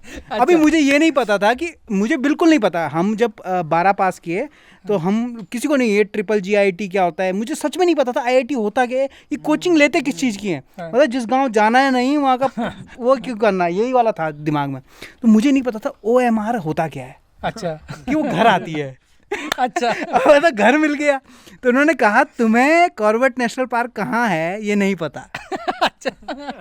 चलो छोड़ो, तुम्हें किसने कहा, तुम्हें राजा जी नहीं पता है, तुम ये कैसे समझ रहे हो, तुम्हें ये सब नहीं पता। अच्छा। तुम जानबूझ के गलत करके आए हो। तो ये जो बात लगी, और साउथ के सारे बच्चे जो अच्छा, मतलब आर्थिक जो तंगी थी उससे जूझ रहे थे, उनकी हुआ है, उनका अच्छा भला हुआ। मेरे साथ बहुत सारे मेरे सहपाठी ऐसे थे जो आर्थिक तंगी से बहुत जूझ रहे थे। मुझे बड़ी खुशी हुई कि जब वो भर्ती हुए और उनके पास एक अच्छी तनख्वाह आने लगी और सरकारी ठप्पा लग गया और 2 साल की नौकरी के बाद बैंक वाले पीछे जाने लगे कि कार ले लो होम लोन ले लो, देहरादून में फ्लैट करवा दें। तो आज वो मिलते हैं मुझे, तो बड़ा अच्छा लगता है। तो उस टाइम पे मैंने ये थोड़ा सा बैक स्टेप ले लिया, पर एक कहीं ना कहीं एक घबराहट ये भी थी, अगर जिस चीज़ के लिए हम जा रहे हैं यहाँ भी सेटल नहीं हो पाए। पर फिर भी मेरे पास एक प्लस पॉइंट था, अगर यहाँ 2 साल तक सेटल नहीं होता हूँ तो 30-32 तक तो उम्र है, तब तक कभी भी भर लेंगे। पर उसके बाद ये मौका नहीं आया और हमने ये सब यहाँ पर करना शुरू हुआ। अब आया कैमरा। तो अब मैंने अपने घर वालों से मांगा एक गिफ्ट, मुझे चाहिए कैमरा। तो उन्होंने कहा कैमरा क्यों चाहिए? मैंने कहा आपकी मैं फ़ीस नहीं खर्च करवा रहा हूँ दिल्ली यूनिवर्सिटी में जे में, और यहाँ मैं नहीं जा रहा हूँ, मैंने बलिदान दिया आपके लिए। ये मैंने झूठे पूरा थिएटर किया वहाँ पर। तो उन्होंने, वो भी चालाक थे ना, उन्होंने कहा तेरी पोस्ट ऑफिस में 65,000 की एफडी इस साल खुलने वाली है 21 वर्ष में, अच्छा वो निकाल ले, उसमें जो आता है कर लेना। तो मैंने 54,000 का एक कैमरा ले लिया उसी से CFD से। हाँ, अच्छा, वापस आया वो पैसा मेरे खाते में आया। उसके लिए मुझे स्पेशल PNB में खाता खोलना पड़ा। उस खाते में जो पैसा आया उसका मैंने तुरंत पैसा रिटेलर को दिया। उसने मुझे एक नाइकॉन का D90 दे दिया। अच्छा, अभी कैमरे का कुछ नहीं पता है। मैंने 1 साल उस कैमरे को मैनुअल में तो चलाया, पर सबसे गंदे मोड में चलाया। नहीं तेरे पास वो था ना, खाली एक ही तो लेंस था उसमें। हाँ, प्राइम लेंस। नहीं किट लेंस, किट लेंस था। 18-105 आता था उस टाइम पे, 18-105। तो बट वो कैमरा पूरे इंडस्ट्री का पहला DSLR था जिसमें वीडियो कैपेबिलिटी थी। अच्छा, 30 सेकेंड फुल HD और 30 सेकंड या 30 30 सेकेंड सेकंड। अच्छा, 30 सेकेंड D90 क्लब है जिन्होंने ये वो लगाया है कि आप इससे ज़्यादा नहीं कर सकते। एक अच्छा, एक पूरा एक क्लब है यूरोप में। तो हो गया। अब हमने ये सोचा 30 सेकंड में कैसी वीडियो बनेगी, फिल्म तो बड़ी होती है। फिर हमने फिल्म देखनी शुरू की। हमने कहा कोई भी शॉट 5-6 सेकंड से बड़ा होता कहाँ है, इसमें तो पूरी फिल्म बन रही है। एक कार्ड था, तो हमने स्कूल का प्लेग्राउंड हमारा थोड़ा सा बड़ा है, मतलब घर के आंगन से थोड़ा बड़ा है। स्कूल का अमूमन होते हैं बड़े, इतने स्कूल के 150 बच्चों को झेलना होता है, बड़े होते हैं। तो हम उससे प्रैक्टिस करते थे कि रिकॉर्ड हो रहा है, रिकॉर्ड करने के बाद प्ले का बटन दबाते, अरे तो अब भी दिख रहा है इसमें, व्यू फाइंडर से लाइव तो दिख ही रहा है, अब भी दिख रहा है। तो हम बड़े खुश हुए। अब हमें हिम्मत मिली कि रंचना का वीडियो हम कर सकते हैं, क्योंकि हमारे पास एक इक्विपमेंट है। अभी ये इल्म नहीं था कि इसमें ये रंचना का ऑडियो होने के बाद खरीदा गया कैमरा या उससे थोड़ा पहले? थोड़ा पहले खरीदा गया था। और रंचना का कोई सीन नहीं था कि इसका कोई वीडियो बनाना है, अभी कोई प्लानिंग नहीं है, बस बनाते जा रहे हैं, ये हो रहा था। ऑडियो हो गया, उसके बाद हमें ये लगा ये करना चाहिए। उस टाइम पे हमारा पूरी जवानी इतनी जोश में थी कि हमने इधर भी नहीं देखा उधर भी देखा, और हम उसके फ्लॉप होने के खतरे से बिल्कुल बेखौफ थे। समाज आसपास तो कुछ खौफ नहीं, आसपास तो शादियों में क्वेश्चंस पूछे ही जा रहे थे। हाँ, तो वो तो झेल चुके थे। पूरे एक एक्टिवा में हम लोग बांस ले जाते थे, वो अपनी हैंड ट्रॉली वो बना रखा था, डॉली बना रखी थी, ये सब ऐसा जितना यूट्यूब से देख पा रहे थे वो सब बना के ऐसे ले जाते थे एक एक्टिवा में, अप डाउन 4-5 चक्कर लग रहे हैं। किसी को बोरियत नहीं हो रही, किसी को कुछ नहीं हो रहा है।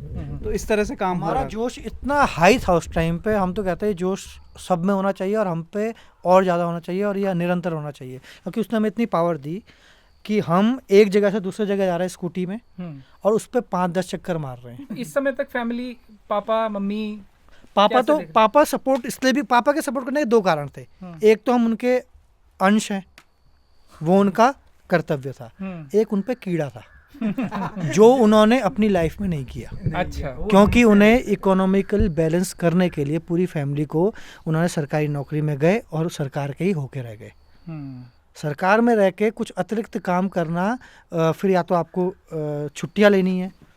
और हमारे पिताजी का रुतबा विद्यालय में ऐसा था कि उनका ठेका होता था रोज़ प्रार्थना कराने का, और पेंटिंग वाले टीचर से लोग इसलिए खुश होते कि पेंटिंग की क्लासेस कम चलती थी। ये आदमी पूरी पेंट भी पूरा चूना पुतवा देगा स्कूल में, क्योंकि मद होता नहीं था, और मद होए भी तो वो हम कर लेंगे, एक टीचर पोत देगा। ये सब चीज़ें होती। तो पापा का दूसरा जो मैं पॉइंट बता रहा वो था कीड़ा, उन्हें हमेशा करना था।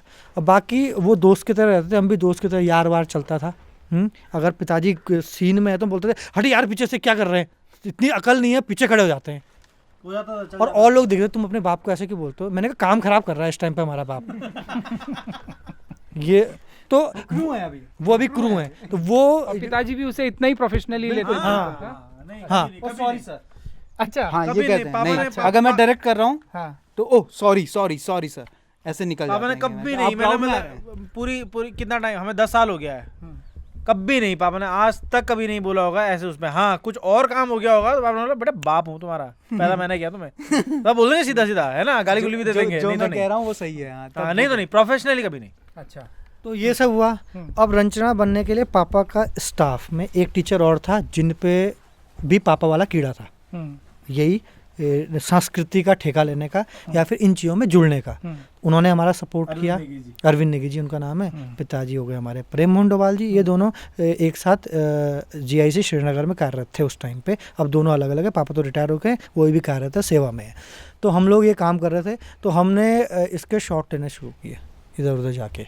पहले शॉट ही नहीं आए क्योंकि कैमरा भी कैपेबल नहीं था, और जिससे हम कंपेयर कर रहे थे वो कैमरे बहुत अच्छे थे और हम भी कैपेबल नहीं थे। सही बात है। लेंस का ज्ञान भी नहीं था ना, हाँ। लेंस का ज्ञान भी तो होता है ना एक चीज। अब आप सोच रहे हो कि यहाँ पे बैठा दो आ जाएगा, अभी तो फिट ही नहीं आ रहे, ये फिट नहीं आ रहे तो दूर चले गए तो ये छता रही सामने से, अभी क्या से होगा, वो वाली चीजें थी ना। हमारी आंखें सिर्फ ये बता सकती थी कि जो टीवी पे जो रेफरेंस है वो अच्छा है और तुम्हारा वाला घटिया है।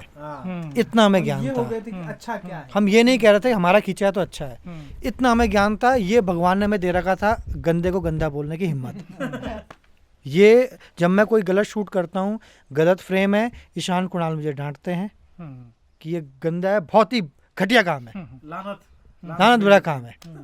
जब ये कुछ करते हैं गड़बड़ तो उसका भी जवाब मिलता है करारा जवाब। उस बेइज्जती वाला सम्मिलित होके, तो और करारा मिलता है। तो ये सब हुआ। इसके बाद इस प्रोडक्शन की नींव हुई। जब ये प्रोडक्शन आधा हुआ तो हमें ये लगा कि ये निकलना चाहिए, और गुस्सा बहुत था। वो गुस्सा था जो गलत वीडियो बने हैं और जो मजाक बनती थी हमारी बाहर, जो नॉन गढ़वाली लोग हैं, नॉन उत्तराखंडी लोग हैं, मजाक बन तुम नाचते क्या रहते हो और कमर पे चुनरी कौन लड़का बांधता तुम्हारे यहाँ, मेरे को ये दिखाओ किस कल्चर में गुलाबी कलर के कपड़े पहने जाते हैं। तो ये कहाँ पहने जाते हैं? साटन के कपड़े, इसके तो झंडे होते हैं। तो वो मेरे अंदर गुस्सा था कि हम ऐसे नहीं होते हैं। हमने एक दो लोगों को बोला, बहुत चिर परिचित और मील का पत्थर हैं, उन्हें बोला कि वीडियो क्यों बन रहे हैं। उन्होंने पता नहीं हमारा दिल रखने के लिए ये बात मानी वीडियो गंदे बन रहे हैं। अच्छा। पर उन्होंने इसका ठिकरा बगल वाले पे ठेका कि ये वीडियो बनाने का काम ये है, पता नहीं क्यों ऐसा अजीब काम करता है। हमने ये बोला कि आप भी तो थे उस वीडियो में, समोसा खाओगे? ऐसा हमारे साथ 2 बार हुआ। मुझे आज भी वो टेबल याद है। पर उनसे हमने और चीज़ें सीखी। हर आदमी में अलग चीज़ें होती है, तो हमने उनसे और चीज़ें सीखी।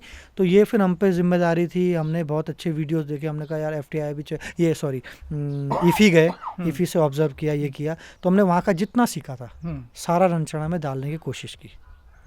उसके बीच की एक कथा और है, वो हमने छोड़ दी, मेरे मुंह से जो निकल गई। FTII का पेपर भी हमने अच्छा दिया है। सपने किस किस ने दिया है? तीनों मैंने दोनों सोचा था, हाँ। क्योंकि मेरे पास, मैं साइंस साइड से नहीं था तो मैं ऑडियो प्रोडक्शन में नहीं जा सकता था, ये एलिजिबल नहीं अच्छा। थे। मैं एलिजिबल नहीं था। अच्छा। बात खत्म हो गई। ये बाहर तो आप तो उसी ये इस और- बार और नॉन इस- एलिजिबल और इसके थे। अलावा कुणाल ने मैं, दिया। इसके अलावा घर पे जवाबदेही ना हो तो मैं बाहर रहता था, मैं घर जाता ही नहीं था। अच्छा।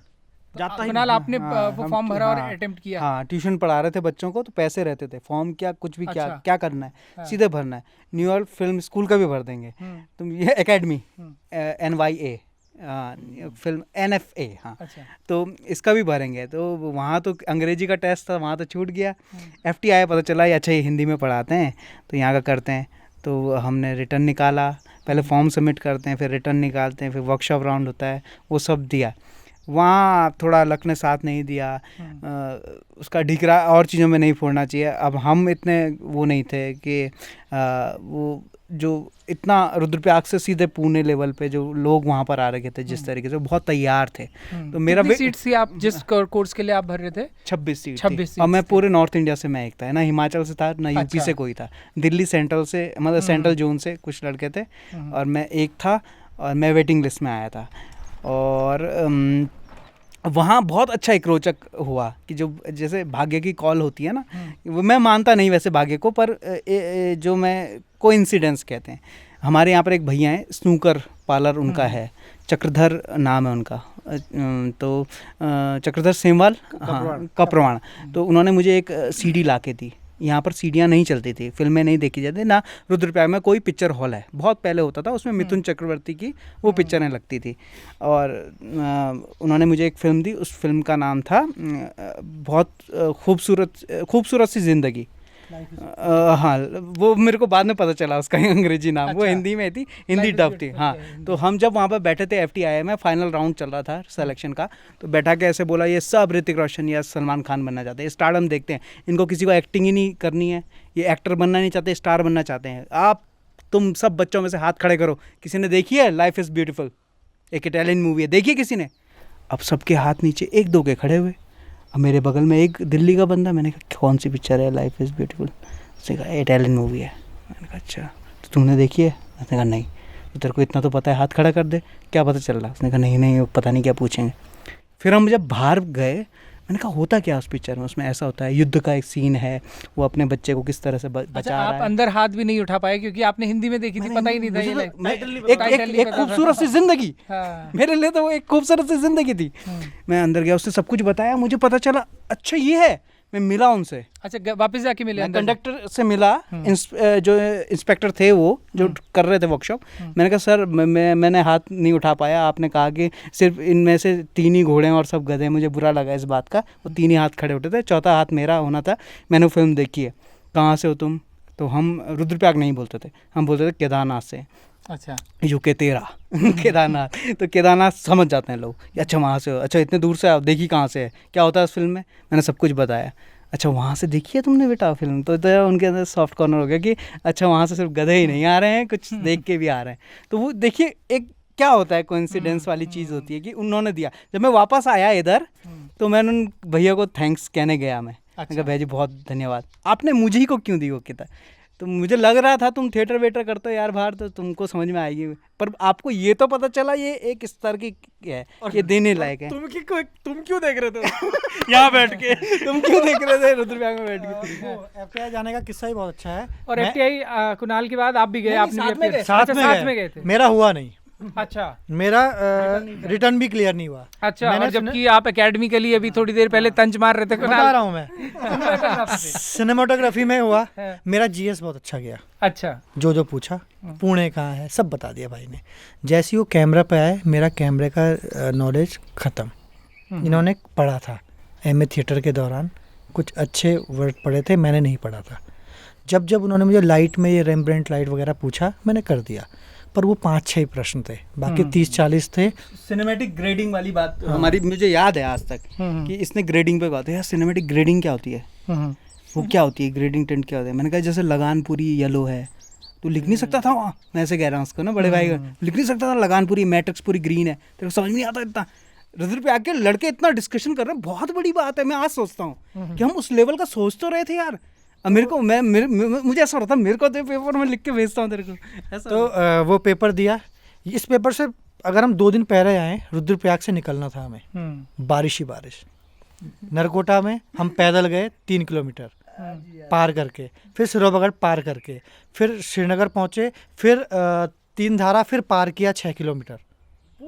हम सुबह 4 बजे पहुँचे जामिया के सामने, नहीं सॉरी दिल्ली एंटर किए, कश्मीरी गेट में वो फ्लाईओवर पे रोकता था, उतारता था 4 बजे। उसने फेंक दिया हमें। हमें किसी 600 में ऑटो बुक हुआ, उसने हमें जामिया में हमारा रिटर्न था। अच्छा, जामिया के बाहर छोड़ दिया। हमने देखा यूनिवर्सिटी हाई फाई। हमने कहा यहाँ यूनिवर्सिटी में तो ब्लैक बोर्ड नहीं, टीवी हैं लगे हुए। हमारे ब्लैक बोर्ड होते हैं, वहाँ टीवी थे लगे हुए। हम चिल्ला रहे हैं, सच में हम चिल्ला रहे हैं, ओए अंदर देख टीवी। और वो सब हमें देख रहे हैं। हमने बोला हमारे ब्लैक बोर्ड होते हैं, टीवी लगे हुए। पेपर शुरू हो चुका है, हम बारिश में, और ऊपर की पॉकेट में एडमिट कार्ड है, भीगा हुआ है। अच्छी बात ये थी कि फोटोग्राफर ने जो फोटो खींची थी उसका रंग नहीं गायब हुआ, हम दिख रहे थे। पेन का थोड़ा मिट चुका था। उसने कहा चल ठीक है यार, नहीं तो इतनी किसकी खुजली है कि कोई यहाँ तक आएगा। तो उसने हमें एंट्रेंस दे दिया। हम बैठे, आधे घंटे हम सिर्फ अपने कपड़े सुखा रहे थे, एसी भी है वहाँ के रूमों में, तो ठंड भी लग रही थी। मुझे पूरा याद है, जुलाई की बात है, हाँ, बहुत भयंकर बरसात थी। हमने पेपर दिया और मेरा गड़बड़ हो गया, मुझे उसी टाइम हो गया था कि मैं नहीं निकलने वाला। जिस आदमी के 30 में से 5-10 प्रश्न सही हैं, 5 तुक्के लगने थे, मैं तो हाफ भी नहीं ला रहा था ना, इसको था। मैंने कहा चलो ये तो हो गया।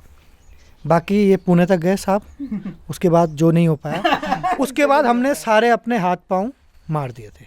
मैं MA पास लड़का घर में आ चुका था, MA पास। अब हमारे पास एक ही ऑप्शन था कि ये वाला कुछ करना है।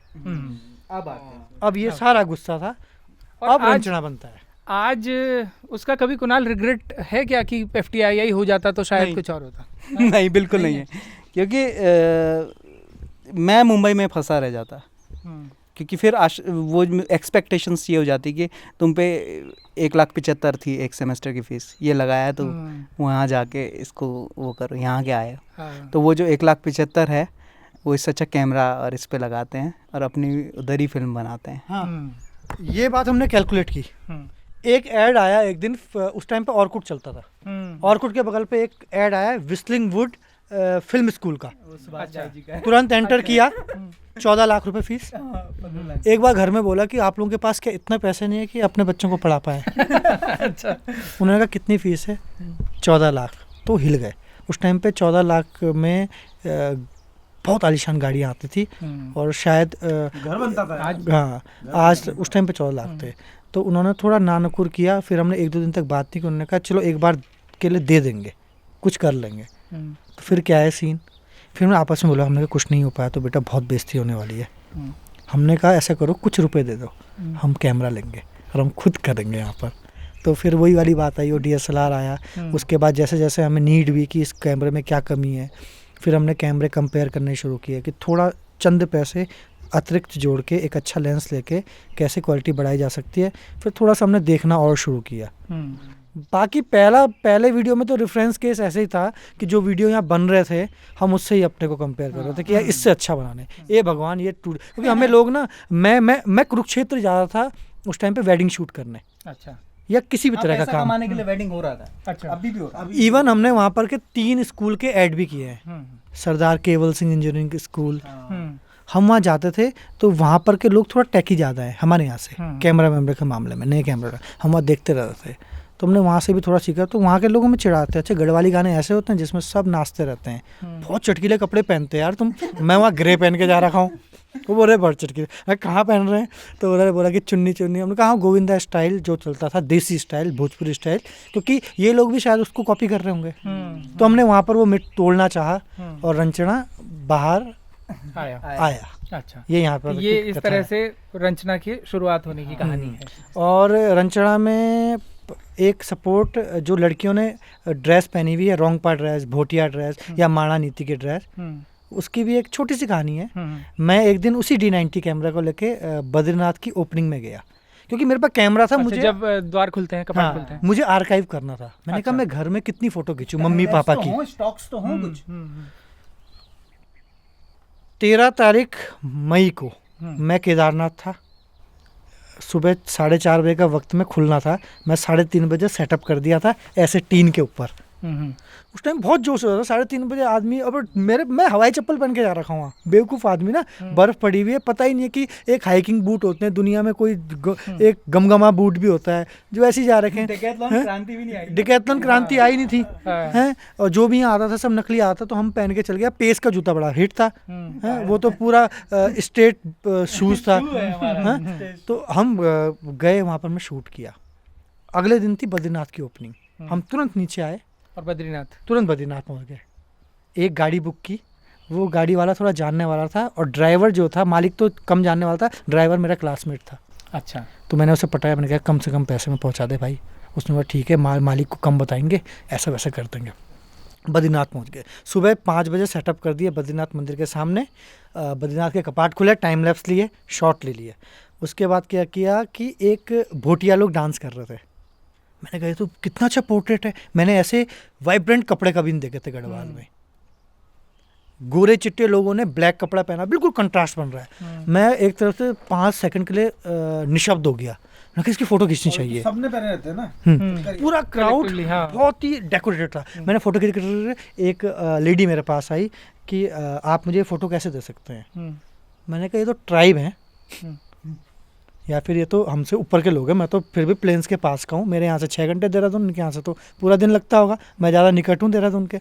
मैंने बोला आपको फ़ोटो देने के लिए कुछ करना पड़ेगा। उन्होंने कहा ये मेरा कार्ड है, इसमें ईमेल आईडी लिखी है, इस पर सेंड कर दीजिएगा। मैं फिर से निशब्द। अच्छा। मैंने बोला भाई मैं बहुत बौना हूँ। मैंने अपना कैमरे पे कैप लगाई, मैं गोल हो गया वहाँ से और माणा चले गया। अच्छा। गलती से उनका गाँव माणा ही था, वो फिर माणा में दिख गए। और मैंने बोला अगर इन्होंने ज़्यादा फ़ोटो खिंचाए तो ये फ़ोटो देनी पड़ेगी। अब कमी मेरी तरफ से रह जाएगी कि मैं इतना, मेरे पास इंटरनेट डेटा ही नहीं है कि फ़ोटो ट्रांसफ़र कर पाऊँ। तो सब कुछ हो गया, मैंने उन्हें फ़ोटो ट्रांसफ़र की। अब वो मेरी दीदी बन गई। अच्छा। अब मैं उन्हें बोला दीदी दीदी दीदी दीदी दीदी। रंचना जब हो रहा था तो हमने बोला कि गढ़वाल की कोई ऐसी ड्रेस लड़कियों को पहनाई जाए जो सबका मुंह बंद कर दे, रिच हो। ऐसा हम पैकेज दें कि किसी चीज़ में, मतलब होता है ना कि अपने यहाँ की बेस्ट चीज़ दिखाएं। आज भी मैंने जितने रैम्प शो देखे, चाहे देहरादून में है, वहाँ वो ड्रेस बहुत चलती है क्योंकि उस ड्रेस में एक अलग रूहानियत है। मुझे ऐसा लगता है, चाहे मेरा ही एकल प्रेम हो, औरों का मुझे पता नहीं, पर मेरा तो है। तो मैंने उन दीदी को कॉल किया, मैंने कहा दीदी, सोनी दीदी बोलता हूँ उन्होंने, जोशीमठ में रहती हैं, अभी तो अपने हस्बैंड के साथ बाहर हैं। तो मैंने कहा सोनी दीदी मुझे एक ड्रेस चाहिए। उन्होंने कहा ड्रेस मतलब पहनने के लिए?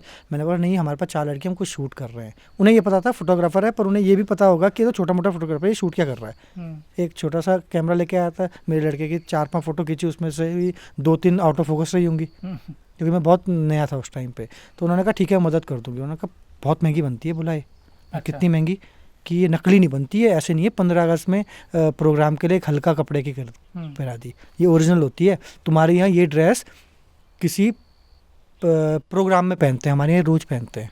मैंने कहा तो कितने की है? तो उन्होंने कुछ पैसा बताया। मैंने पिताजी को बोला, मैंने कहा भाई हम तीनों में से चौथा आदमी हमारा बाप था।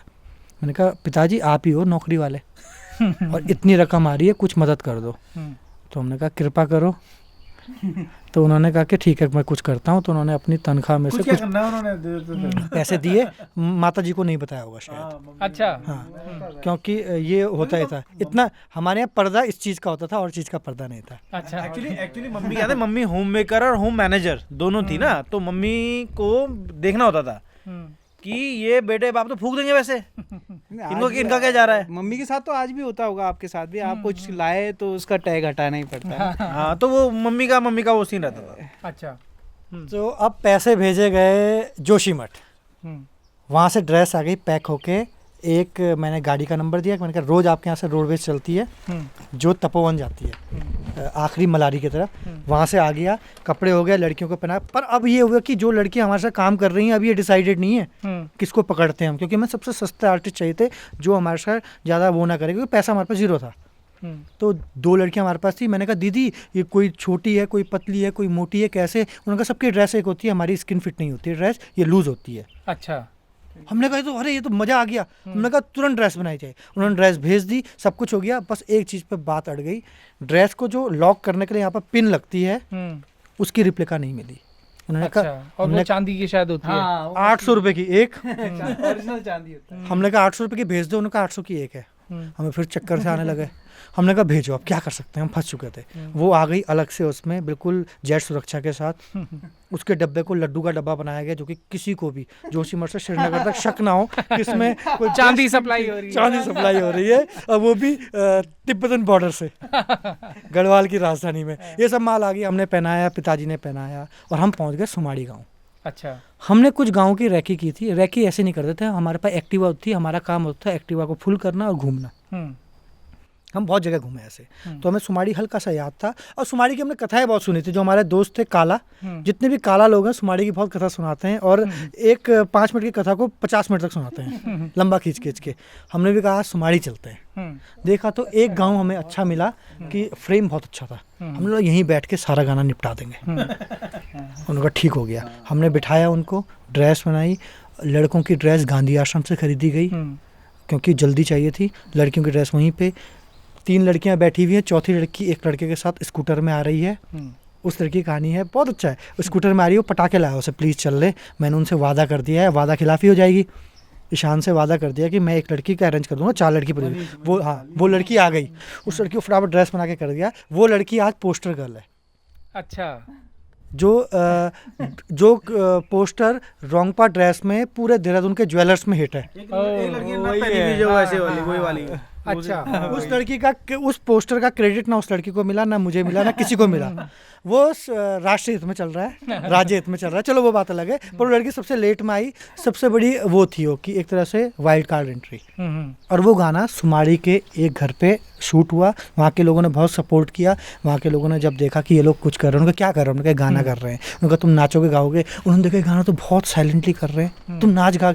लोग बोले तुम नाचोगे कब, हम इतनी देर से बैठे हुए हैं सुबह से, तुम नाच नहीं रहे, बड़ा बोरिंग शूट है यार तुम्हारा।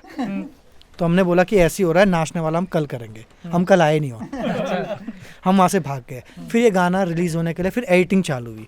अब एडिटिंग की बात हुई, अब एडिटिंग डेस्क पे गया। एडिटिंग हमने इससे पहले नहीं की थी, वीडियो एडिटिंग। अब एडिटिंग का ही बताएंगे कुणाल जी। वो बहुत सिंपल एडिट है, कट टू कट ही करते हैं हम तो वो हुआ। फिर पता चला समझ कि में आया सब कुछ कि बहुत कम है ये शूट। और उसी के बाद भी एंड तक इम्प्रूवमेंट्स होते रहे। हाँ, होते रहे। आखिर में तानपुरा भी बिल्कुल एक दिन रिलीज से पहले ठीक किया गया। अच्छा, तो उसके बाद की हम अब बात करते करते पता ही नहीं लगा कि कितना लंबा हो गया है। तो रैप करेंगे, लेकिन रैप करने से पहले कुछ चीज़ें और जो ज़रूरी हैं जिन पे बात करना, कि जब रांचना रिलीज़ हो गया, आप लोग स्टैब्लिश होने लगे, पांडवास का नाम लोगों तक पहुंचने लगा, आप लोगों को आपकी फ़ैन फॉलोइंग बढ़ने लगी, लोग देखने लगे और बड़ी उम्मीद के साथ में देखने लगे ना। मतलब क्योंकि मैं खुद आपको बताऊं, मैं यहाँ से ग्रेजुएशन करने के बाद मैं तुरंत दिल्ली चले गया था। मतलब मेरी पहली नौकरी दिल्ली थी और मैंने लगभग पिछला पूरा दशक दिल्ली में ही रहा।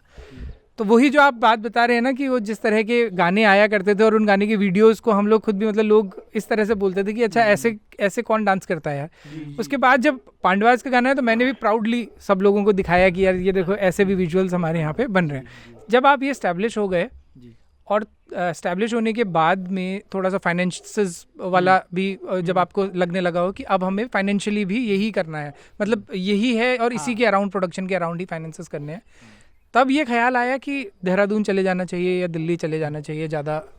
एक बार हुआ था दिमाग खराब, एक बार दिमाग खराब हुआ था। हमारा ही मित्र था, उसी को हमने बोला यार कि एक ले लेते हैं कोई जगह, है ना, तो एज इन्वेस्टमेंट भी हो जाएगा और एक ऑफिस वगैरह भी खुल जाएगा और वहाँ पर कुछ काम भी हो जाएगा। ये रांचना के बाद ही हो गया था और थोड़ा काफ़ी बात हम वहाँ हफ्ता भर घूमे होंगे। हम जमीन देखने तक गए, जमीन देखने गए, देखी जमीन देखने के लिए कैसे कैसे चीज़ें होती है, ब्रोकर्स किस तरीके से बात करते हैं, क्या करते हैं, सब कुछ देखा।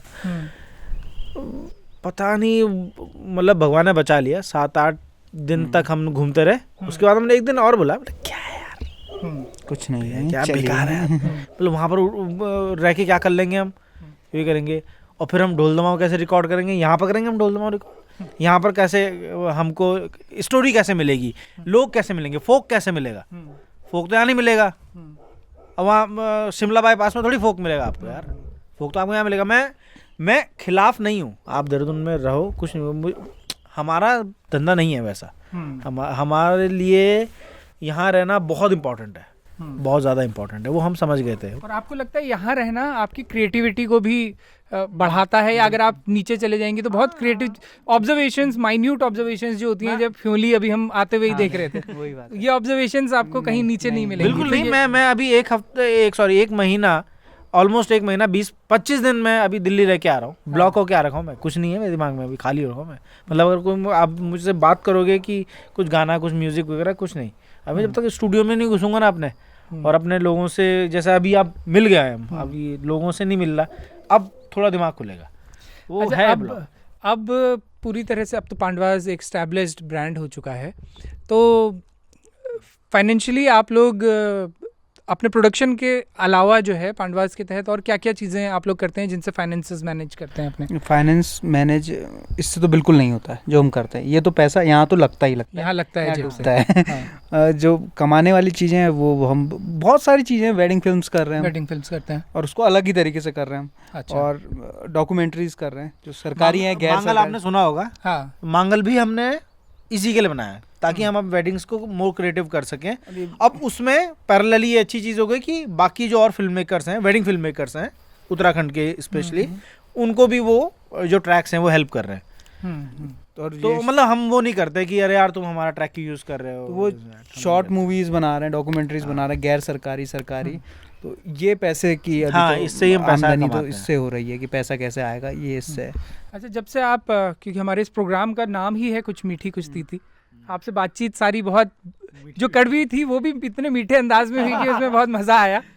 लेकिन जब से आप प्रोडक्शन में आए उसके बाद कभी लोगों का रिस्पांस में कभी नेगेटिविटी भी लगी, कभी ऐसे लगा यार इतना मेहनत करके कुछ कर रहे हैं और फिर भी कुछ लोगों के ऐसे, और खास करके क्योंकि सोशल मीडिया का जो दौर आज का जो दौर है उसमें इतना मतलब आप लोग इतने एफर्ट डालते हैं लेकिन तब भी कई बार नेगेटिव पुल बैक आता है, ट्रोलिंग होती है या उस तरह से, कभी ऐसा कोई फेज आया जब जिसने हर्ट किया हो? मैं ये कहना चाहूँगा जैसे ज़्यादातर मैसेज मैं पढ़ता हूँ तो ये लोग नहीं पढ़ते, और मैं नहीं चाहता कि ये पढ़ें और इनको दिमाग ख़राब हो, तो वो विश का प्याला मैं पीना चाहता हूँ।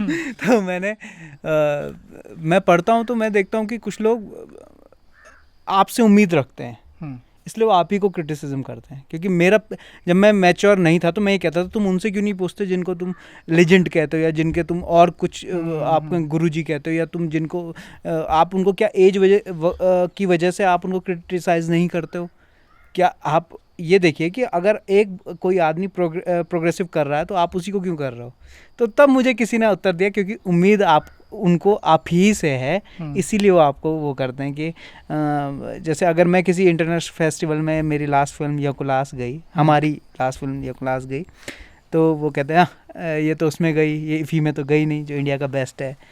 तो इसको पॉजिटिवली लेना चाहिए कि हाँ चलो नेक्स्ट जाएगी, अभी कैसे कर सकते हैं। तो होता तो है ट्रोलिंग, बुरा लगता है कि जो अभी एक तरफ से आप कहते हैं कि आप उत्तराखंड में बेस्ट कर रहे हो और दूसरी तरफ आप हम ही को करते हो, तो उसका उत्तर इसी में छुपा है कि वो क्यों करते हैं।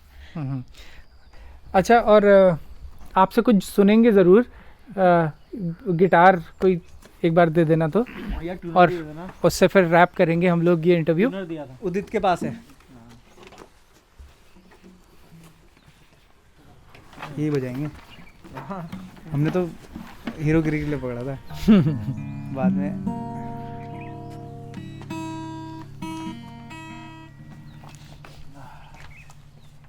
ये ट्यूनर मैंने जब से खरीदा है ना, अभी नया ही है।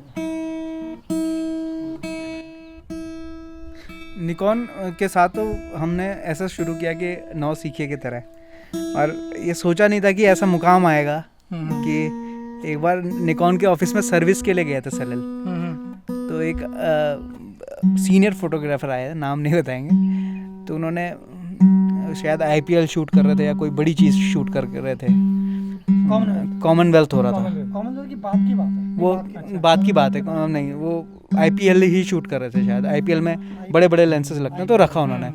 तो सलिल ने पूछा कि ये बड़ा लेंस कैसे वो होता है, इस बेल्ट में निकॉन नहीं लिखा, NPS क्यों लिखा है? तो उन्होंने बताया ये निकॉन प्रोफेशनल सर्विस होता है। तो ये कैसे मिलता है? तो नहीं, ये अंदर सर बताएंगे। तो सर आए बाहर, तो इन्होंने मुझे कल बताया कि क्या हुआ था। मैंने कहा पूरा किस्सा नहीं बताया था। तो वहाँ पर रिसेप्शनिस्ट थी। रिसेप्शनिस्ट तो कूल होती हैं, उनका काम है अजीब अजीब लोगों को झेलना, गुस्से को भी झेलना। तो मैंने उन्हें पूछा, मैंने कहा मैम ये NPS वाला गया और एक बुजुर्ग अंकल बहुत बड़ा डब्बा लेके आए, इसमें क्या है? उन्होंने अपने एक जो उनका हेल्पर रहा होगा, उनके सर को दिखाओ, देखो बहुत बड़ा लेंस था। बॉडी लगभग ना, बॉडी में इतना अंतर नहीं होता है, छोटी इतने में हो जाता है, लेंस बहुत बड़ा था। मैंने कहा इतना बड़ा लेंस? एक 9 सिक्के के लिए होता है कि बड़ा लेंस माने बड़ा।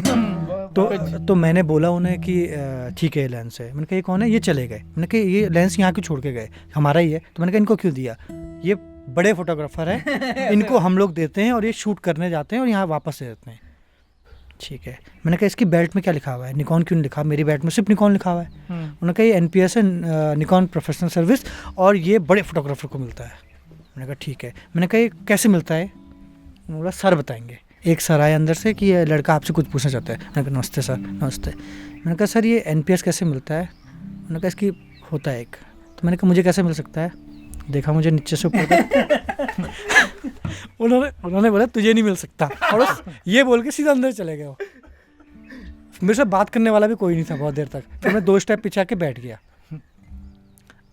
आज ऐसा है कि 2012 में मुझे NPS मिला, अच्छा 2012 में, 2018 में। उत्तराखंड में मम्मी को मिला पांडवास को। अच्छा। क्योंकि हमने NPS हमेशा मिला। निकॉन ही को किया। अच्छा तो फिर निकॉन से हमने 1-2 डॉक्यूमेंट्री शूट की, एक बड़ी हिट हुई लूम्स ऑफ लद्दाख।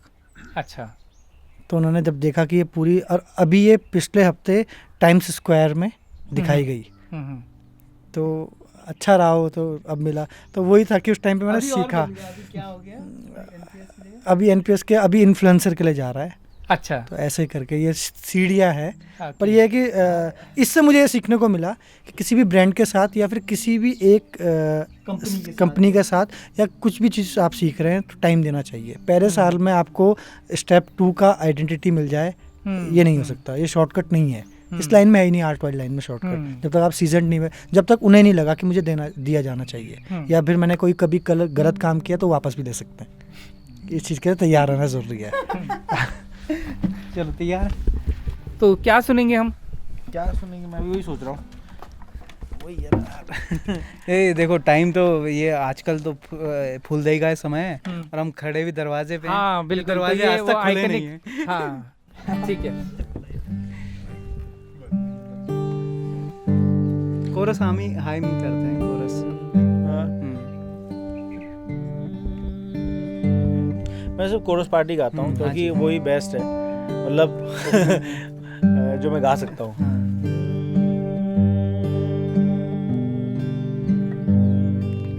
चला फुलारी फूलों को सौदा सौदा फूल बिरौला, भौरों का जूठा फूल न तोड़िया, मुआरियों का जूठा फूल न लाया। चला फुलारी फूलों को सौदा सौदा फूल बिरौला, भौरों का जूठा फूल न तोड़िया, मुआरियों का जूठा फूल न लाया। फूल फूल दे दाल चौल दे, घोगा देवा फ्योल्या फूल, घोगा फूल दे की डोली सजली, गुड़ पर साद दे दूध भतूल। अब इस पे मैं अगर आगे बढ़ जाऊंगा तो मेरे को फिर कमेंट्स में बहुत गालियां पड़ेंगी, तो इसलिए अब कुछ ना कुछ एक तो और ज़रूर कुछ ना कुछ गाना पड़ेगा। और कोई भी मेलोडियस, कोई भी जो आपका पसंद, जो आपको व्यक्तिगत तौर से बहुत गुनगुनाना पसंद हो, या गिटार पे गाना पसंद हो, कोई भी। गुनगुनाना तो मैंने बहुत पहले ना छूट गया हो क्योंकि प्रोडक्शन में इतना घुस गए, लेकिन एक जो मैंने गाया था वही मैं आपको सुनाता हूँ। मतलब वही गाने का मौका मिला, पूरा पांडवास प्रोडक्शन में मुझे एक लाइन गाने का मौका मिला है, मैं वही गाता हूँ। तो गाना झन दिया बाजू छाना बिलोरी लागला, बिलोरी का घामा, झन दिया बाजू छाना बिलोरी लगला, बिलोरी का घामा। इसमें पिताजी की लाइनें दीपक मेहता जी ने लिखी है, बहुत खूबसूरत है। दुख सुख कतीनी होनु चली, वाले रुनी ठुल नाना, सास सौरे घरा मैं बाब जैसा, कर लाओ त्यारा फामा, छाना बिलोरी जान छोचेली, छाना बिलोरी जाना।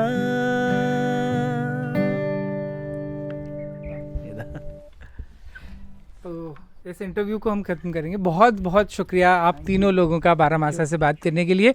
और एंड करने से पहले आप लोगों ने अगर बारामासा के कुछ प्रोग्राम्स देखे हैं तो हमारे व्यूअर्स को आपको प्रोग्राम्स कैसे लगे, बारामासा कैसे लगा, अगर अच्छा लगा तो आप लोग भी ज़रूर सब्सक्राइब करने के लिए हमारी ऑडियंस को कहिए। बिल्कुल, सबसे ज़्यादा कुणाल ने देखे हैं। मैं अभी देखूंगा क्योंकि मैं सही में अभी बहुत टाइम से मैंने भरतुदाई देखा है, मैंने नैन सिंह रावत जी को, जो जिनको पंडित की उपाधि दी गई है, मुझे आप ही से पता चला और मैंने सुना तो था, पर मुझे बहुत ज्ञानवर्धक लगी है सीरीज़।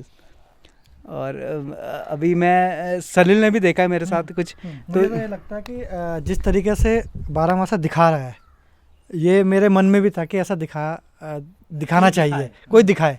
मैंने बहुत लोगों को बोला था, पर अभी ये लोग ये काम कर रहे हैं। मेरे लिए पर्सनली बहुत ही पॉजिटिव है। बहुत सारी चीज़ें आपको बस आंखें और कान खोल के रखना है, सब कुछ समझ में आते रहता है। इतना सिंपल और सोबर तरीका है जिसका मैं मुरीद हूँ। सबको देखना चाहिए, सब्सक्राइब करना चाहिए अगर आपको टाइम टू टाइम। हाँ, बहुत अच्छे अभी तक जितना ग्रोथ कर लिया है आप लोगों ने, जैसे हम अभी मैंने नज़र डाली थी तो बहुत अच्छा है। जो अभी जितने नए हो आप अभी उत्तराखंड में, तो ये और आगे होगा, लोगों से सब्सक्राइब तो करेंगे ये लोग। नहीं, वो सबसे पहले मैंने यही बोला था कुणाल से कि यार कब से सोच रहे थे हम कि कोई ऐसा करे। हमारे मन में भी था कि हम ऐसा करें, लेकिन हम खुद आर्टिस्ट हैं, है ना, और फिर हम किसी का इंटरव्यू लेंगे कहीं हम बायस्ड ना हो जाएं क्वेश्चंस में। तो कोई ऐसा बंदा होना चाहिए जो कि न्यूट्रल हो, आर्टिस्ट होगा लेकिन वो प्रोडक्शन वाला ना हो और उनका काम कुछ और हो और वो प्रश्न बड़े न्यूट्रल तरीके से पूछे। लेकिन आपको बहुत बहुत मतलब शुभकामनाएं मेरी, और बहुत ज़्यादा धन्यवाद कि आपने हमें भी बुलाया। और मैं आशा करता हूँ कि आप ऐसे ही इसको और अच्छी क्वालिटी देते रहेंगे और अच्छे अच्छे लोगों से अच्छी अच्छी बातें उगलवाते रहेंगे जैसे आपने मुझे उगलवाई। थैंक यू सो मच, मुझे बहुत मज़ा आया आप तीनों से बात करके, बहुत अच्छा लगा। Thank you Salil, thank you शान, थैंक यू कुणाल। और आप लोगों को ये एपिसोड कैसा लगा हम लोगों को कमेंट करके ज़रूर बताएं। और हम ऐसी पर्सनालिटीज़ से आपको मिलवाते रहेंगे और उनसे बात होगी उनके ज़िंदगी के इर्द गिर्द, कुछ तीती कुछ मीठी।